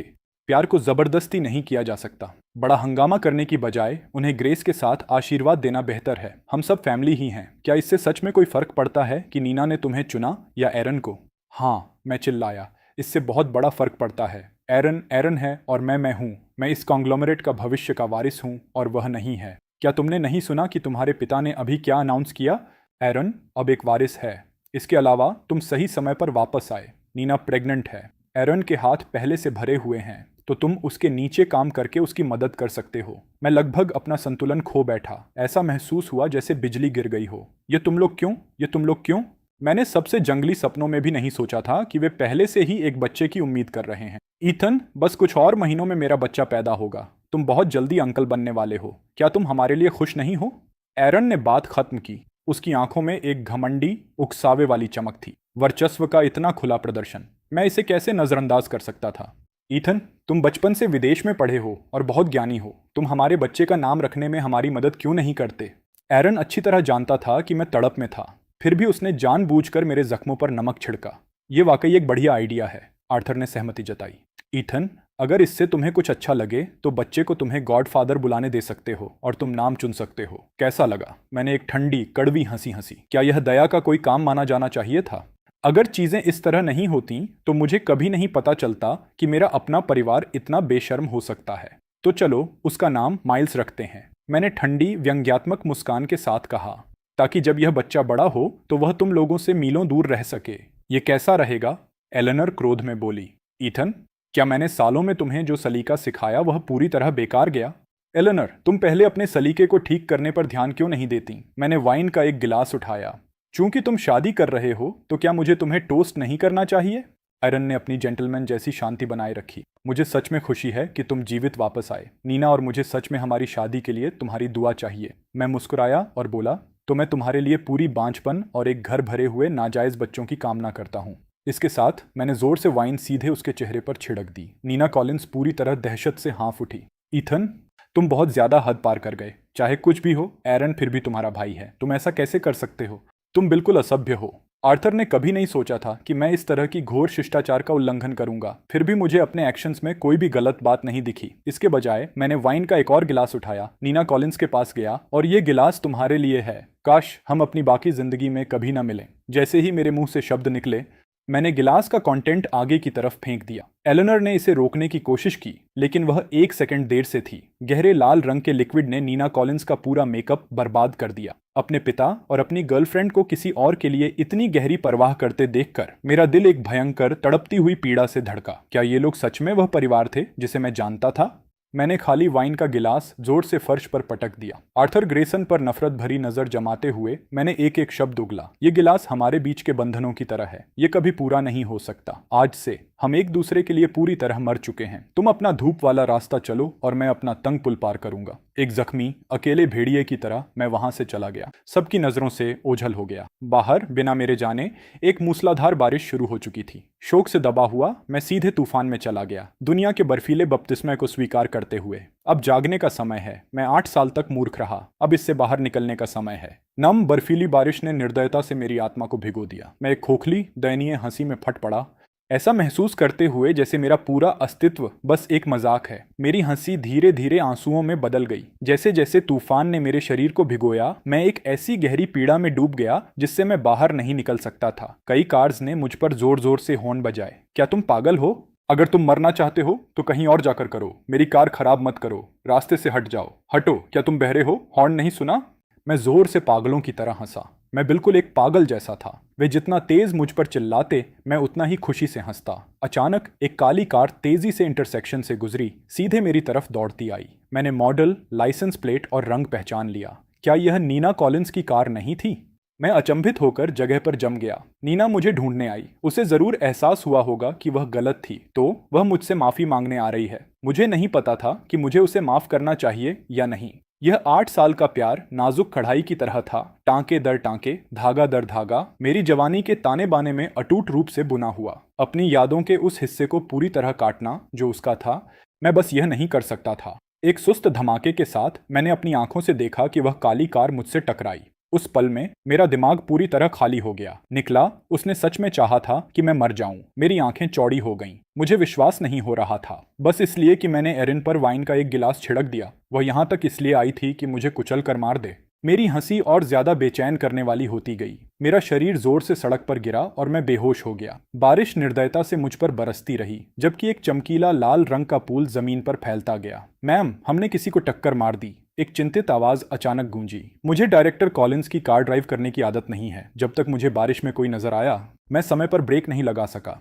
पीछे की सीट पर बैठे व्यक्ति ने पलक तक नहीं झपकाई। उसकी आवाज ठंडी और बेपरवाह थी। किसी को इसे हैंडल करने के लिए बुलाओ। क्लोई ने हाथ बढ़ाकर विंडशील्ड पोंछा, पास से देखने के लिए आंखें सिकोड़ी। मैम, मुझे लगता है यह मिस्टर ग्रेसन है। मैंने मिस्टर ग्रेसन को टक्कर मार दी। उन शब्दों ने तुरंत पीछे की सीट पर बैठे व्यक्ति को ऊपर देखने पर मजबूर किया। यह वही हैं। एक जोरदार आवाज के साथ कार का दरवाजा खुल गया। विवियन वैंस तेजी से गिरे हुए व्यक्ति की तरफ बढ़ी। क्लोई के रिएक्ट करने से पहले ही उसकी लेडी नीचे झुक गई थी और उस आदमी को उठाने के लिए जोर लगा रही थी। अपनी चोटों का ध्यान रखो, डॉक्टर। एवंस से संपर्क करो और घर चलो। जी मैम। विवियन ने अपनी बाहों में आदमी को देखा। इतनी जोरदार बारिश हो रही थी। ईथन यहाँ बाहर खड़ा क्या कर रहा था? जब कार आई तो क्या उसने बचने की भी कोशिश नहीं की? उसके सिर के पिछले हिस्से से खून बारिश के साथ मिलकर विवियन की ड्रेस को लाल कर रहा था। क्लोई, जल्दी करो। जी मैम। क्लोई पहले से ही जितना हो सकता था उतनी तेजी से ड्राइव कर रही थी। क्लोई ने कार को वेस्ट कोस्ट एस्टेट्स में ले गई। यह इलाका ईस्ट सिटी की सबसे महंगी जमीन के रूप में जाना जाता है, जहां विवियन वैंस रहती थी। घर में आपका स्वागत है। मैम। विवियन के जल्दबाजी भरे कदमों के पीछे डॉक्टर्स और नर्सेज लिविंग रूम में उसके पीछे आए। उनकी लेडी, जो हमेशा से बहुत बड़ी जर्माफोब थीं, वह किसी भीगे हुए व्यक्ति को अपने बेड पर कैसे आने दे सकती थीं?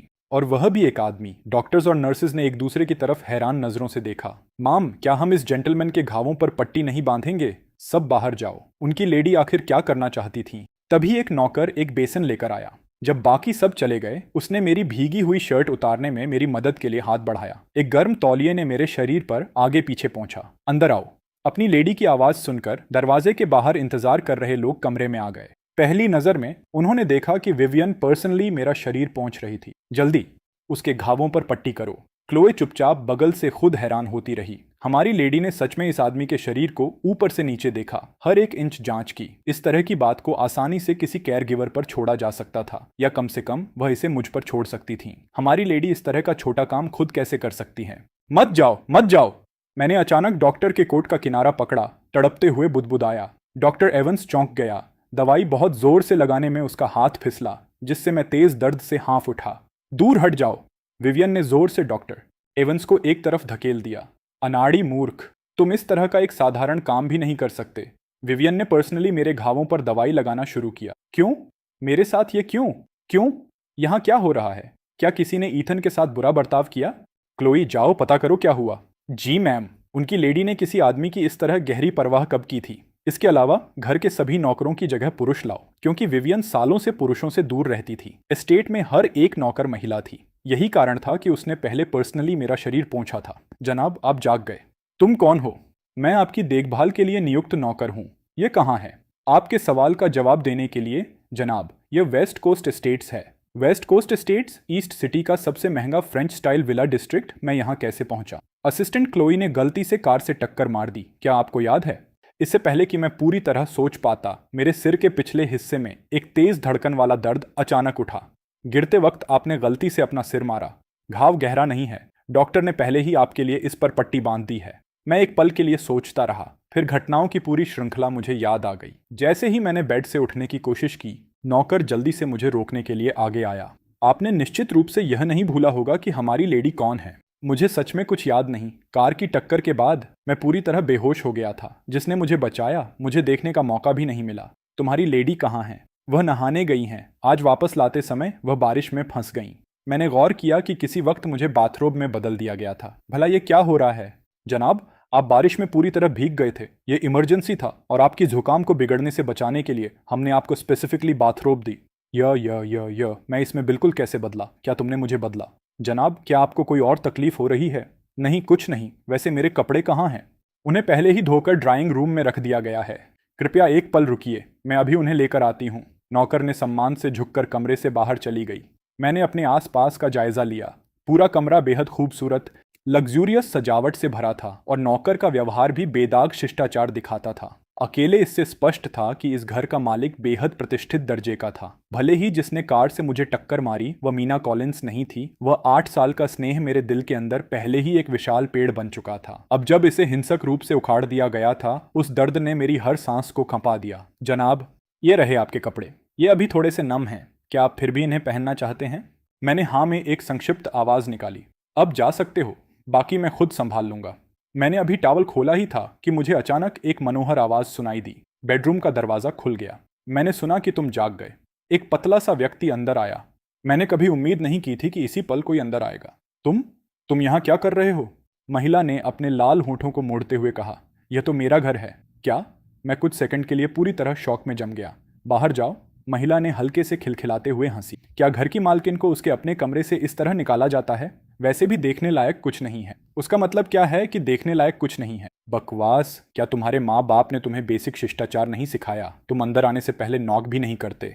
अपने खुद के बेडरूम में आने से पहले मैं नॉक क्यों करूं? मैं पूरी तरह अवाक रह गया। ये तुम्हारा बेडरूम है? जो कपड़े तुम पहन रहे हो वे अभी सूखे नहीं हैं। अगर तुम अपनी जुकाम और बिगड़ने नहीं देना चाहते तो उन्हें अभी उतार दो। सच में मैं तुम्हारे लिए कपड़े लाती हूँ और बदले में चिल्लाहट सुनती हूँ। ये दुनिया कहाँ जा रही है? मैंने हल्के से सिर हिलाया। मुझे जुकाम है। कोई आश्चर्य नहीं कि मेरा सिर इतना बेकार लग रहा है। तो तुम वह हो जिसने मुझे बचाया? मेरा पहले का लहजा सच में बहुत खराब था। बहरहाल, मेरी जान बचाने के लिए धन्यवाद। देर हो रही है इसलिए मैं अब चलता हूँ। जाना? तुम कहाँ जा सकते हो? मैं सब कुछ पता करवा चुकी हूँ। स्काई गार्डन में जो हुआ वह मुझे पूरी तरह पता है। मैं अभी के लिए किसी होटल में रह सकता हूँ। पहले ही इतनी देर हो गई है। अगर तुम मेरी एस्टेट से अकेले निकले तो जो लोग सच नहीं जानते वे सोचेंगे कि मैंने तुम्हें निकाल दिया। क्या इससे मेरी रेप्यूटेशन पूरी तरह बर्बाद नहीं हो जाएगी? मैं खुद से सोचे बिना नहीं रह सका। वह 2 सिंडिकेट्स द्वारा एक्टिवली शिकार की जा रही है। वह कैसी अच्छी रेप्यूटेशन बचा सकती, लेकिन मैं उसकी आवाज़ में सुन सकता था कि वह सच में चाहती थी कि मैं तब तक रहूं जब तक मेरे घाव ठीक न हो जाए। इसके अलावा तुमने पहले मेरी जान बचाई थी, इसलिए इसे वापस किया गया एहसान समझो। यहाँ तब तक रहो जब तक तुम रहने के लिए कोई स्थायी जगह न ढूंढ लो। विवियन ने बाद में जोड़ा, चिंता मत करो, मुझे दुबले पतले लड़कों में बिल्कुल कोई दिलचस्पी नहीं। एक दुबला पतला? उसने सच में मुझे दुबला पतला कहने की हिम्मत की। क्या तुम्हारा सिर अभी भी दर्द कर रहा है? नहीं करता? तो पहले थोड़ा आराम करो। मैं देखने जाती हूँ कि डिनर तैयार है या नहीं। मैंने अपने हाथों में बिल्कुल नए कपड़ों को देखा। यह बिल्कुल सही साइज और स्टाइल। क्या ये मेरे लिए स्पेसिफिकली खरीदे गए थे? उस सोच पर मैंने सिर हिलाया। यहाँ हमेशा पुरुष ठहरते होंगे, इसीलिए वे हर पॉसिबल साइज के कपड़े रखते हैं। मैं अभी हॉट शावर लेने की योजना बना रहा था जब मैंने मिरर में अपना मृत जैसा पीला रिफ्लेक्शन देखा। कोई इस तरह दिखने वाले से प्यार कैसे कर सकता है? यह बिल्कुल स्वाभाविक है कि नीना कॉलिंस का प्यार मुझसे उठ गया। जैसे ही मैंने नीना के बारे में सोचा, मेरा दिल असहनीय दर्द से धड़का। हमारा 8 साल का प्यार एक तेज धार में बदल गया, जो तब निर्दयता से मेरी छाती में घुसा जब मुझे इसकी सबसे कम उम्मीद थी। मुझे नहीं पता कितना समय गुजरा, फिर विवियन ने बेडरूम के दरवाजे पर दस्तक दी। खाने के लिए नीचे आओ, मत बताओ कि तुम सो भी गए। दरवाजा धकेल कर खोला। बाथरूम से गर्म पीली रोशनी आ रही थी। दरवाजे की दरार से भाप निकल रही थी। विवियन वैंस अभी जाने वाली थी जब उसने अचानक बाथरूम के अंदर एक अलार्म बजते सुना। विवियन को तुरंत एहसास हुआ कि कुछ गड़बड़ है। उसने डोर नॉब घुमाया, लेकिन दरवाजा अंदर से बंद था। ईथन, क्या तुम मुझे सुन सकते हो? दरवाजा खोलो। जैसे ही भाप का घना बादल निकला, मैं फर्श पर बेहोश पड़ा था। विवियन ने तुरंत मुझे उठाया। ईथन, जागो। Doctor, doctor. मैम, आपने बुलाया? अभी उसके घाव पर फिर से पट्टी बांधो। जी जी मैम, मैं अभी ड्रेसिंग बदलता हूँ। अनाड़ी इंसान नहाने से ही बेहोश हो गया। जैसे ही मैं नजर हटाती हूँ, तुम पूरी तरह बिखर जाते हो। मैम, घाव के इन्फेक्शन ने तेज बुखार ला दिया। मुझे डर है कि जेंटलमैन, जो भी करना हो करो, लेकिन उसका बुखार उतारना होगा। यह सुनिश्चित करो कि वह ठीक होगा। जी मैम। मुझे नहीं पता कितना समय गुजरा, फिर मैंने आंखें खोली। बाथरूम बहुत घुटन भरा लग रहा था। तुम जाग गए? कहीं कुछ बीमार महसूस हो रहा है? मैंने सिर हिलाया, फिर सिर हिलाया। क्या तुम नीना हो? मैंने सिर हिलाया, अपने सामने की महिला को साफ देखने की कोशिश करते हुए। मैंने खुद को उठाने के लिए जोर लगाया। क्या तुम्हारा सिर अभी भी दर्द कर रहा है? मैंने सिर हिलाया, फिर अपने सामने धुंधली आकृति को देखते हुए रुक गया। क्या हुआ? क्या तुम्हें बहुत दर्द हो रहा है? मैं डॉक्टर एवंस को तुम्हें देखने के लिए बुलाती हूँ। धोखेबाज, तुमने ऐसा कैसे किया? सब में से तुम जिसे भी प्यार कर सकती थीं, वह मेरा छोटा भाई ही क्यों? तुम दोनों के पहले से ही एक बच्चा भी है। विवियन की नाजुक भौहें हल्के से सिकुड़ गईं। क्या हो सकता है ईथन मुझे नीना कॉलिंस समझ रहा है? वह बस एक महिला है। बाहर और भी बहुत हैं। ये एक जैसा नहीं है। मेरी नीना सबसे अलग है। तुमने कहा तुम्हें दर्द है। डॉक्टर को तुम्हें देखने दो। बेकार है। यहाँ दर्द है, बिल्कुल यहाँ, बिल्कुल यहाँ। तुम मुझसे अब प्यार क्यों नहीं करती?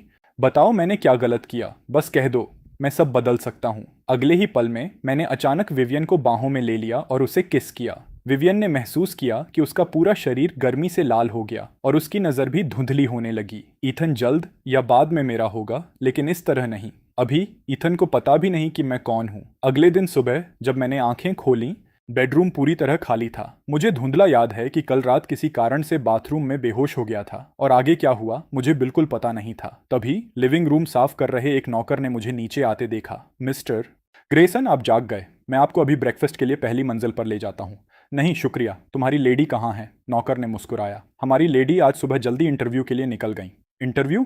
जैसे ही मैं इस बारे में सोच रहा था, हमारी लेडी आज सुबह बहुत जल्दी एक इंटरव्यू के लिए निकल गई। इंटरव्यू? मैं अभी इसके बारे में सोच ही रहा था कि टीवी स्क्रीन पर अचानक एक फाइनेंशियल फीचर फ्लैश हुआ। एक फीमेल कॉर्पोरेट सीईओ, वो अनमैरिड हेरेस, जो लगातार 6 साल तक बिलियनियर लिस्ट में टॉप पर रही। हाँ, वो बिल्कुल हमारी ही लेडी हैं। कोई आश्चर्य नहीं कि मुझे हमेशा उनका नाम जाना पहचाना लगता था। तो वो ऑरोरा ग्रुप की सीईओ हैं। मैंने मन ही मन उनकी पहचान को लेकर कई संभावनाएं सोची थीं, लेकिन मैंने कभी सपने में भी नहीं सोचा था कि यह सच होगा। हमारी लेडी कमाल की है ना? अगर आप हमारी लेडी के साथ होते मिस्टर ग्रेसन, तो आप दोनों के बच्चे दुनिया में सबसे खूबसूरत होते। बच्चे? मैंने जल्दी से विषय बदला और पूछा, क्या आप जानते हैं मेरा फ़ोन कहाँ गया? आपका फ़ोन कल बारिश में भीग गया था मिस्टर ग्रेसन। उसे रिपेयर करवाने के बाद उसे उसी रूम में वापस रख दिया गया जिससे आप अभी निकले हैं। शुक्रिया। मैं वापस बेडरूम में गया और सच में फ़ोन ऑन करने पर सिग्नल फुल बार्स दिखा रहा था, लेकिन मुझे उम्मीद नहीं थी कि वेदर अलर्ट्स के अलावा परिवार के किसी भी सदस्य ने मेरे बारे में जानने के लिए एक टेक्स्ट या कॉल तक नहीं किया था। मैं कल मूसलाधार बारिश में बाहर भागा था। क्या किसी को परवाह नहीं थी कि मैं जीवित हूं या मर गया? मैं कुछ मिनटों के लिए फोन को खाली नजरों से देखता रहा। मेरे होठों पर एक सेल्फ डिप्रिकेटिंग मुस्कान आ गई। मैं इतना मूर्ख कैसे हो सकता था? मैंने एक जाना पहचाना नंबर डायल किया। लूक, मैं हूं। ईथन, तू बेशर्म। आखिरकार कॉल किया। इतने समय से कहाँ था? मुझे तेरी कोई खबर नहीं मिली। अरे अभी तो तुझसे मिलने के लिए कॉल कर रहा हूं ना। अचानक एक डोमेस्टिक नंबर से कॉल कर रहा है। तूने मुझे यह भी नहीं बताया कि देश वापस आया, मुझे अकेला छोड़कर स्टेट्स में। तेरा कोई जमीर नहीं है। मैं सिर्फ इसलिए वापस आया क्योंकि कोई अर्जेंट काम आ गया। खैर, असली बात पर आते हैं। क्या तुमने कभी विवियन वैंस का नाम सुना है? तुम्हारा मतलब ऑरोरास ग्रुप की फीमेल सीईओ विवियन वैंस। बिल्कुल जानता हूं उसे। वो देश की सबसे टॉप अनमैरिड बैचलरेट है, अनगिनत पुरुषों की ड्रीम वुमन। क्यों? क्या तुमने उससे पैसे उधार लिए हैं या उसका बॉय टॉय बनने की कोशिश कर रहे हो? तुम क्या बकवास कर रहे हो? मुझे सच में अपने बेस्ट फ्रेंड की बेलगाम कल्पना की दाद देनी हो। मैं अभी उसके घर पर हूँ। रुको। क्या? ईथन, देखो, मैं तुम्हें लेक्चर नहीं देना चाहता, लेकिन तुमने नीना कॉलिंस को छोड़कर किसी और औरत के साथ कैसे कदम रखा? भले ही विवियन वैंस बेहद खूबसूरत हो, फिर भी तुम्हें यह नहीं करना चाहिए था। तुम क्या पागलपन की बातें सोच रहे हो? पिछले कुछ दिनों में बहुत कुछ हुआ है।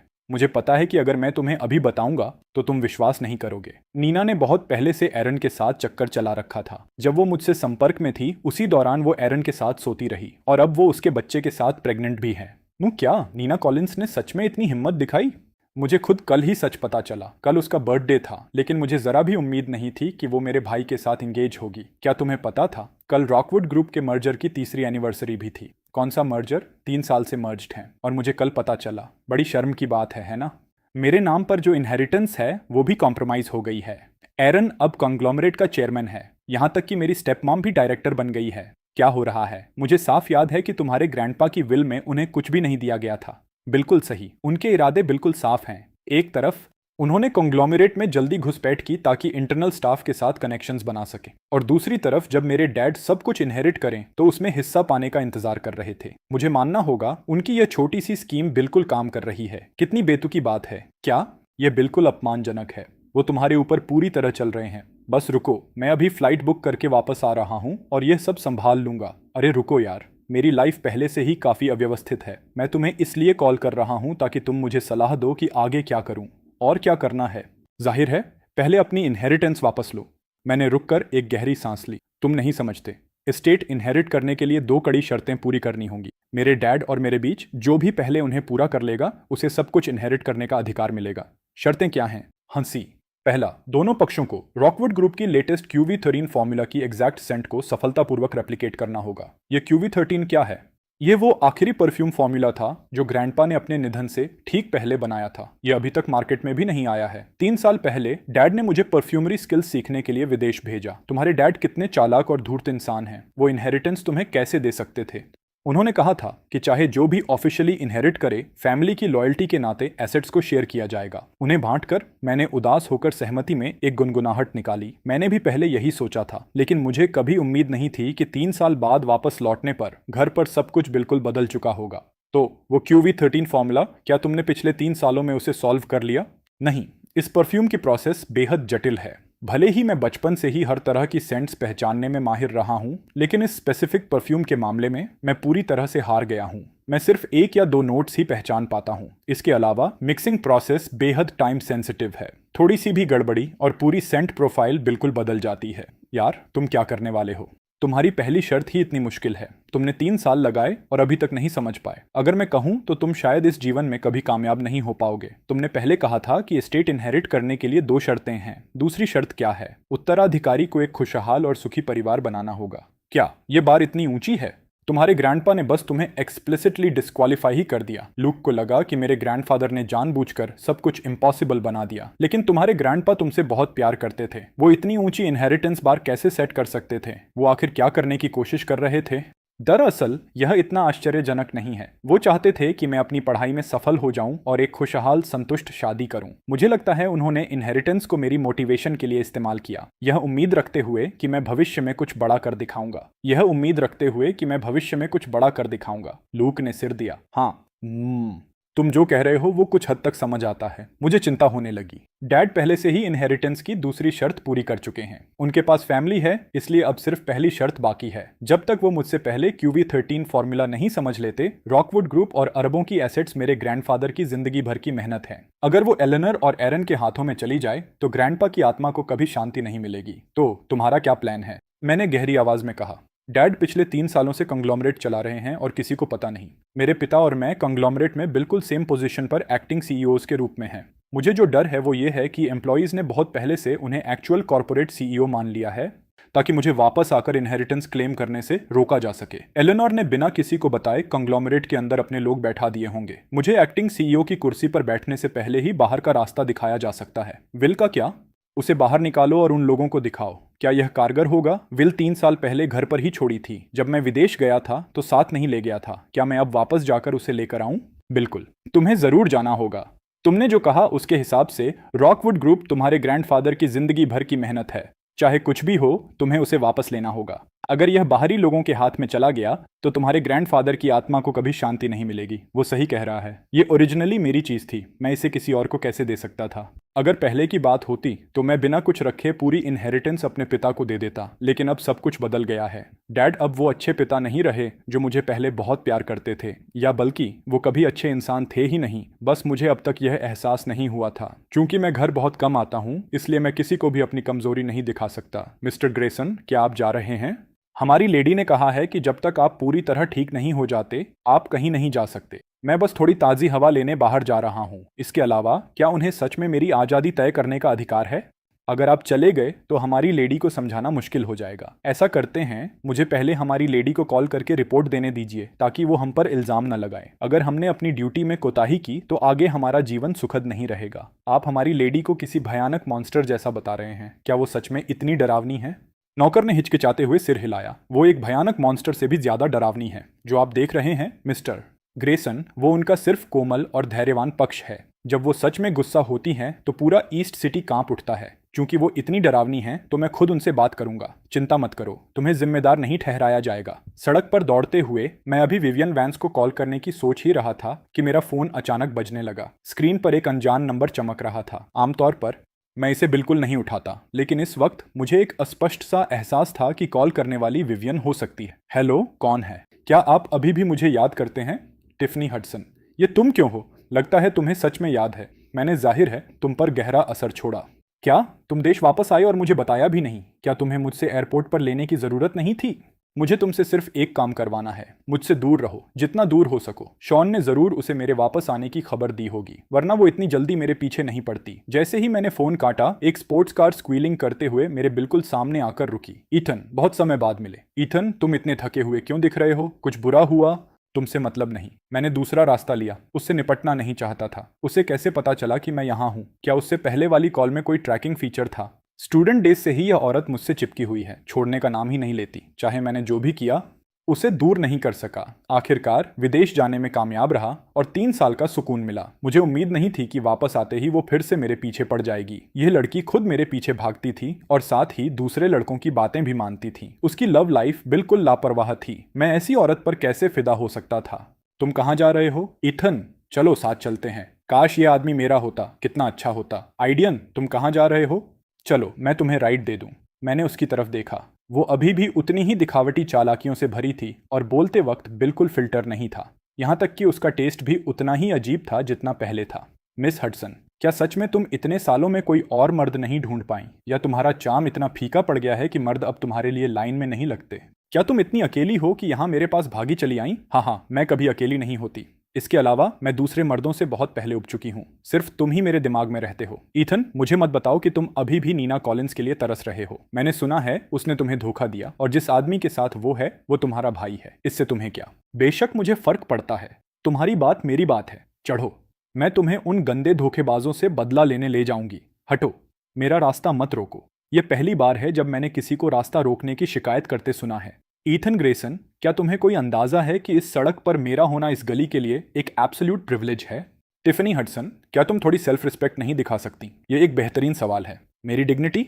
मैंने वो तभी फेंक दी जब मैं तुम्हारे पीछे भागने लगी। बिली ईथन, तुम हमेशा से इतने यूनिक रहे हो। तुम वो बातें कहते हो जो दूसरे कहने की हिम्मत नहीं करते। यही तो मुझे तुम्हारे बारे में बहुत पसंद है। मैंने एक टैक्सी रोकी और अंदर बैठ गया। ड्राइवर, मुझे रॉकवुड विला ले चलो। एक बिल्कुल ठीक स्पोर्ट्स कार को छोड़कर टैक्सी लेने की क्या जरूरत। टिफनी हडसन सच में यह नहीं समझ पाती थी कि मैं उससे इतनी नफरत क्यों करता था। अनगिनत मर्द उसके साथ होने के लिए तरस रहे थे, फिर भी मैं अकेला एक्सेप्शन था। लेकिन जितना मैं ऐसा करता उतना ही वो और उत्सुक हो जाती। ओह ईथन, तुम्हारा टेस्ट दिन ब दिन बिगड़ता जा रहा है। इस घटिया सी कार में बैठे हो। क्या तुम अपनी जिंदगी के साथ मजाक कर रहे हो? अगर तुम्हें कुछ हो गया तो मैं किससे शादी करूंगी? किसने कहा कि मैं तुमसे शादी करूंगा? इसके अलावा क्या तुम बहुत लंबे समय से विदेश में रही हो? क्या तुम रोड साइंस नहीं पढ़ सकती? क्या तुम्हें पता है कि तुम सड़क के गलत तरफ चला रही हो और ऊपर से यह दावा कर रही हो कि मैं अपनी जिंदगी के साथ खेल रहा हूं? क्या तुम्हें खुद अपनी जिंदगी की परवाह नहीं है? ईथन, मान लो ना, तुम मेरी चिंता करते हो, है ना? जब तक तुम मेरी भावनाओं को स्वीकार नहीं करोगे, मैं तुम्हारे पीछे पीछे आखिर तक आती रहूंगी। अगर कोई एक्सीडेंट हो गया तो तुम्हें जिंदगी भर मेरी देखभाल करनी होगी। साइकिल पाथ, मैं उस पर अपना वक्त बर्बाद नहीं करना चाहता था। ड्राइवर, कृपया उसे ओवरटेक करें। साहब, इस सड़क पर स्पीड लिमिट 40 है। मैं पहले से 29 पर जा रहा हूँ। टैक्सी ड्राइवर ने टिफनी को देखा और थोड़ा सहम गया। इसके अलावा मिस हडसन की कार को पास करने की हिम्मत कौन करेगा? यह तो जान देना है। हाँ हाँ, कम से कम तुम्हें तो अपनी औकात पता है। मैं सच में यह बर्दाश्त नहीं कर पाता था कि वो इस तरह सार्वजनिक रूप से अपने आप को दिखावा करती थी, पूरी तरह से अपने परिवार के प्रभाव पर निर्भर। वो बिल्कुल ऐसे काम करती थी जैसे कानून उस पर लागू ही नहीं होता, ट्रैफिक रेगुलेशंस को हवा में उड़ा देती थी। वो बस जैसे चाहती वैसे चलाती थी, है ना? वो सच में ऐसे बिहेव करती थी जैसे सड़क उसके परिवार की हो। एक पब्लिक बस पर सवार कुछ युवा लोगों ने उसे देखा। टिफनी एक जीवंत स्पोर्ट्स कार चला रही थी। वाह, जो औरत गाड़ी चला रही है वो बिल्कुल गॉर्जियस है। क्या वो सच में मिस हडसन है? वो मैगजीन्स से कहीं ज्यादा खूबसूरत दिखती हैं। शायद पेडेस्ट्रियंस की तारीफ सुनकर टिफनी ने अपनी इंडेक्स फिंगर की टिप को किस किया और उनकी तरफ फ्लाइंग किस उड़ाई। बस पर बैठे युवा लोग तुरंत चिल्लाने लगे। आसपास की कई कार्स में बैठे लोग सक्रिय रूप से बाहर निकल आए, अपने व्हीकल्स को बिल्कुल वहीं छोड़कर। वो एक के बाद एक उसके चारों तरफ जमा होने लगे। देखते ही देखते सड़क पर एक बड़ा ट्रैफिक जैम बन गया। सड़क के किनारे ट्रैफिक जैम बद से बदतर होता जा रहा था। हॉर्न की कर्कश आवाजें एक के बाद एक गूंजने लगीं। पेडेस्ट्रियंस की चीखों के साथ मिलकर टिफनी हडसन के अत्यंत एलिगेंट फ्लाइंग किसेस के साथ एक अव्यवस्थित शोरगुल में बदल गईं। भीड़ के बिल्कुल बीच में फंसे मैं न आगे बढ़ पा रहा था और न पीछे। इस पूरे तमाशे को अपनी आंखों के सामने बढ़ते देख रहा था। मेरे सीने में जो गुस्सा था वो उबलने को तैयार था। मेरा मकसद रॉकवुड ग्रुप को वापस लेना था और जिन्होंने मुझे धोखा दिया उन्हें उसकी कीमत चुकवाना था, न कि टिफनी के साथ यहाँ तमाशबीनों की भीड़ में खड़े होकर अपना चेहरा काले रंग में दिखाना। मैंने भीड़ को धकेल कर रास्ता बनाया। टिफानी, अभी रास्ते से हट जाओ, मेरे काम में दखल मत दो। टिफनी ने जरा भी शांत होने के कोई संकेत नहीं दिए। सब लोगों, ये वो आदमी है जिससे मैं सालों से प्यार करती आ रही हूँ, ईथन ग्रेसन। कृपया आगे से उनका ख्याल रखना। जैसे ही उसने ये शब्द कहे, तमाशाबीन पागलों की तरह अपने फोन्स निकालकर हम दोनों की फोटोज लेने लगे। मैंने उसका हाथ जोर से झटका। मेरा लहजा बिल्कुल बर्फ जैसी ठंडे अंधेरे में डूब गया। मेरा तुमसे कोई संबंध नहीं है। मेरे पीछे पड़ी रही तो मुझे नास्टी होने पर मजबूर मत करो। मेरे खड़े धक्के से वो एक कदम पीछे लड़खड़ा गई। ईथन, मैं सिर्फ तुम्हारी मदद करना चाहती हूँ। नीना कॉलिंस और एरन ग्रेसन ने तुम्हारे साथ ऐसा किया। सिर्फ मैं ही हूँ जो सच में तुम्हारी परवाह करती है। मुझे तुम्हारी दया की जरूरत नहीं। मुझे रॉकवुड विला जाना था विल लाने के लिए। मैं किसी भी हालत में आर्थर ग्रेसन को मेरे घर में बैठे नहीं रहने दे सकता था। तभी अंधा कर देने वाली हेडलाइट्स की एक जोड़ी ने अशांत भीड़ को चीरते हुए मेरे बिल्कुल सामने स्मूथली रुक गई। हल्ले हंगामे में डूबे लोग इंस्टिंक्टिवली थोड़े शांत हो गए। कार की विंडो धीरे धीरे नीचे हुई। चढ़ो, उसने सिर्फ यही 2 शब्द कहे। लहजा फ्लैट था, फिर भी बिल्कुल कोई गुंजाइश नहीं थी इनकार की। जरा सी भी झिझक के बिना मैंने डोर खींचा और अंदर घुस गया। दरवाजा बंद होते ही बाहर का शोर पूरी तरह से बंद हो गया। अंदर का माहौल बेदाग और शांत था और एक हल्की सी ठंडी खुशबू ने तुरंत मेरे दिल की बेचैनी को शांत कर दिया। यह देखकर टिफनी तुरंत कार की विंडो की तरफ लपकी। तुम कौन हो? तुम्हें क्या अधिकार है ईथन को ले जाने का? मैं तुम्हें बता दूं, मैं हडसन फैमिली की हेरिस हूं। मेरे आदमी को चुराने की कोशिश मत करो, चलाओ। टिफनी की हिस्टेरिकल चीखें और उत्तेजित भीड़ को बहुत पीछे छोड़ते हुए सीट से टिक कर बैठते हुए मेरा तनाव में जकड़ा शरीर आखिरकार ढीला पड़ा। मैंने अपनी थ्रॉबिंग टेम्पल्स को मसाज करने के लिए हाथ उठाया। क्या तुम्हें जल्दी है? मुझे रॉकवुड विला वापस जाना है। ग्रैंडपा की विल अभी भी वहीं है। सिर्फ उसे लाने से ही मैं रॉकवुड ग्रुप को सही तरीके से वापस ले सकता हूँ और आर्थर और उसके साथियों के असली चेहरे बेनकाब कर सकता हूँ। मैं तुम्हारे साथ चलूंगी। रॉकवुड विला पर लगी सिक्योरिटी, आर्थर का हाल का स्केड्यूल और वहां पर तैनात स्टाफ की जानकारी। मैंने क्लोए से यह सब बिल्कुल इन्वेस्टिगेट करवा लिया। सच में? तुमने एक बार मेरी जान बचाई थी और मैं, विवियन वैंस, किसी का एहसान नहीं रखती। इसके अलावा मैं तुम्हारी तकलीफों को नजरअंदाज करके बस खड़ी नहीं रहूंगी। अगर तुम पलटकर लड़ना चाहते हो तो मैं तुम्हें लेवरेज दूंगी। अगर तुम अपनी सब चीजें वापस लेना चाहते हो तो ऑरोरा ग्रुप तुम्हारी सबसे मजबूत ढाल बनेगी। इन पिछले कुछ दिनों में उसने मुझे एक कार एक्सीडेंट में बारिश में बचाया, मुझे वेस्ट कोस्ट एस्टेट्स पर ठीक होने के लिए शरण दी और चुपचाप दुश्मन की सारी हरकतों की जांच करवाई, बिना कभी कुछ मांगे। इस दौरान जिन लोगों को मैं अपना सबसे करीबी खून रिश्ता मानता था, उन्होंने देश वापस लौटने के उसी दिन मेरी मौत का ऐलान कर दिया, मेरी इनहेरिटेंस हड़प ली और मेरे प्यार को पूरी तरह धोखा दिया। मैंने अपने सामने उस औरत को देखा जो ई सिटी की सबसे ऊंची जगह पर बैठी एक एलीट शख्सियत है, और पूरी ईमानदारी से कहा, विवियन, शुक्रिया। एक बार जब यह सब सेटल हो जाए तो मैं जरूर कोई ना कोई रास्ता ढूंढूंगा तुम्हारा यह एहसान चुकाने का। मुझे तुम्हारे एहसान की जरूरत नहीं, मैं सिर्फ यह चाहती हूं कि तुम जीतो। कार जल्द ही रॉकवुड विला पहुंच गई। यह घर जहां मैं बचपन से पला बढ़ा था अब मुझे बिल्कुल एक जमी हुई कैद जैसा लग रहा था। गेट पर खड़ा सिक्योरिटी गार्ड मुझे देखते ही पीला पड़ गया। मालिक ने सख्त आदेश दिया है कि आपको अंदर आने की अनुमति नहीं है। मैं अपने ही घर वापस आ रहा हूँ, क्या मुझे सच में किसी और की अनुमति चाहिए? मेरा लहजा बर्फ जैसा ठंडा था। जैसे ही मैं सीधे उसके पास से गुजरा, उसे जबरदस्ती रोकने की हिम्मत न करते हुए गार्ड केवल घबराहट में अपना फोन निकालकर रिपोर्ट करने लगा। जैसे ही मैं लिविंग रूम में दाखिल हुआ, मैंने आर्थर ग्रेसन, एलेनोर, एरन ग्रेसन और नीना कॉलिंस को बातें करते और हंसते सुना। चारों सोफा के आसपास बैठकर कॉन्ग्लोमरेट के भविष्य और शादी की डिटेल्स पर चर्चा कर रहे थे।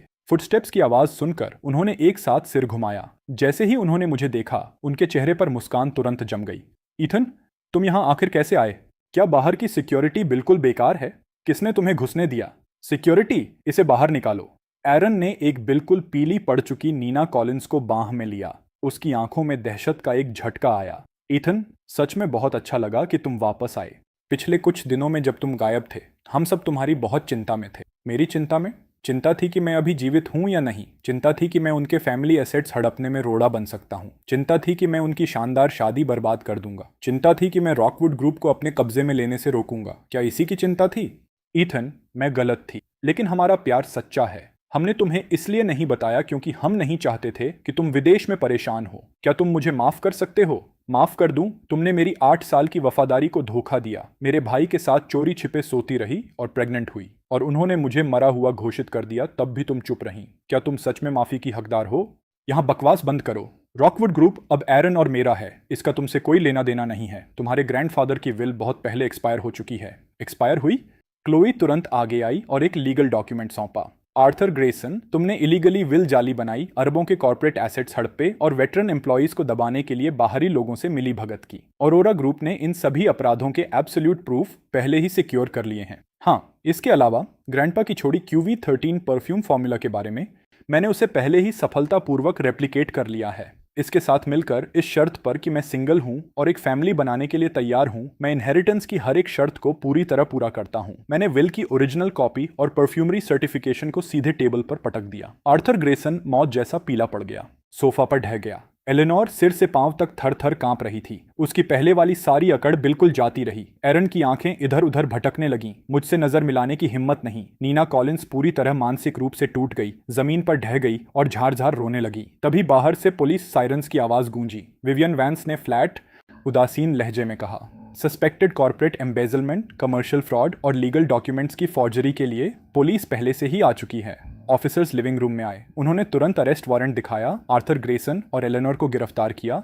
एरिन ग्रेसन को भी साथ ले गए। एरिन ग्रेसन को इसलिए ले जाया गया क्योंकि वो इस साजिश में सक्रिय रूप से शामिल थी। नीना कॉलिंस को भी इन्वेस्टिगेशन में सहायता के लिए ले जाया गया। उसका इंतजार था कानून का पूरा दंड और जनता की पूर्ण घृणा। आखिरकार बुरे लोगों का पतन हुआ। उन्होंने हर तरह की स्कीम में अपनी पूरी ताकत लगाई, मेरी हर चीज छीनने की डेस्परेटली कोशिश की और अंत में हथकड़ियां और जेल में बंद रहे। खाली विशाल लिविंग रूम में अकेले खड़े होकर मैंने एक लंबी गहरी राहत की सांस ली। 3 लंबे सालों से मेरे सीने पर जो भारी बादल था वो आखिरकार पूरी तरह उड़ गया। विवियन मेरे पास आई और धीरे से मेरा हाथ थाम लिया। उसकी आंखों में जो कोमल गर्माहट थी उसे देखकर मुझे तुरंत पूरी शांति का एहसास हुआ।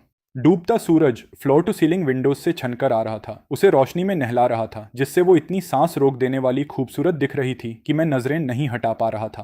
प्लेन क्रैश में हमारी अनायास मुलाकात से लेकर तूफान में अपनी जान जोखिम में डालकर मुझे बचाने तक, और इस पल तक जब वो मेरे साथ खड़ी होकर सब कुछ वापस दिलाने में मदद कर रही है, यह औरत बहुत पहले ही मेरे दिल में गहरी उतर चुकी थी। विवियन, तुम हमेशा से मुझे प्रोटेक्ट करती रही हो।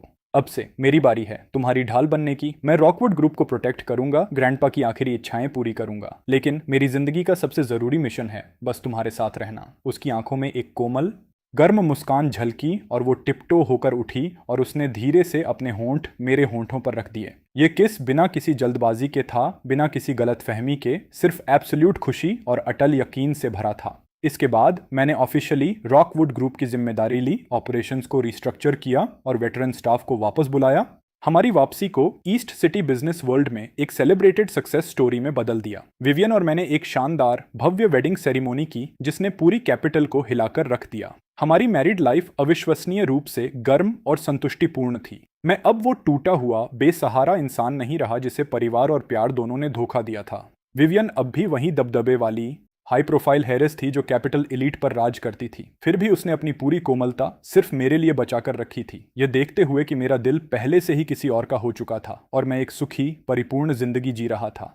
टिफनी हडसन ने आखिरकार पूरी तरह उम्मीद खो दी और मेरा पीछा करना बंद कर दिया। इस दौरान वो दुष्ट लोग आर्थर ग्रेसन, एलेनोर और एरन ग्रेसन ने अपनी बाकी जिंदगी जेल की सलाखों के पीछे बिताई, अपनी बेलगाम लालच और विश्वासघात की अंतिम कीमत चुकाते हुए। अपनी रेपुटेशन बिल्कुल तबाह हो जाने और कोई फाइनेंशियल सहायता न मिलने के साथ नीना कॉलिंस समाज के सबसे निचले तबके में घसीटती रही, कभी अपनी पहले की शान और शौकत का एक अंश भी नहीं जी पाई। विवियन और मेरी परछाइयां एक दूसरे से सटकर खड़ी थीं और उन पर चमकदार धूप पड़ रही थी। मैंने आखिरकार समझ लिया कि वो प्लेन क्रैश एक आपदा थी, लेकिन उससे भी बढ़कर एक गहरा आशीर्वाद था। उसने मुझे जहरीले धोखेबाज लोगों से दूर कर दिया और मुझे सीधे उसके पास पहुंचा दिया जो सच में कीमती थी। नेक लोगों को अंत में उनका इनाम मिलता है, जबकि दुष्ट लोग खुद अपना विनाश बुलाते हैं। और विवियन और मेरे लिए हाथ में हाथ डाले कंधे से कंधा मिलाकर चलना ही इस जिंदगी का सबसे परफेक्ट अंत है।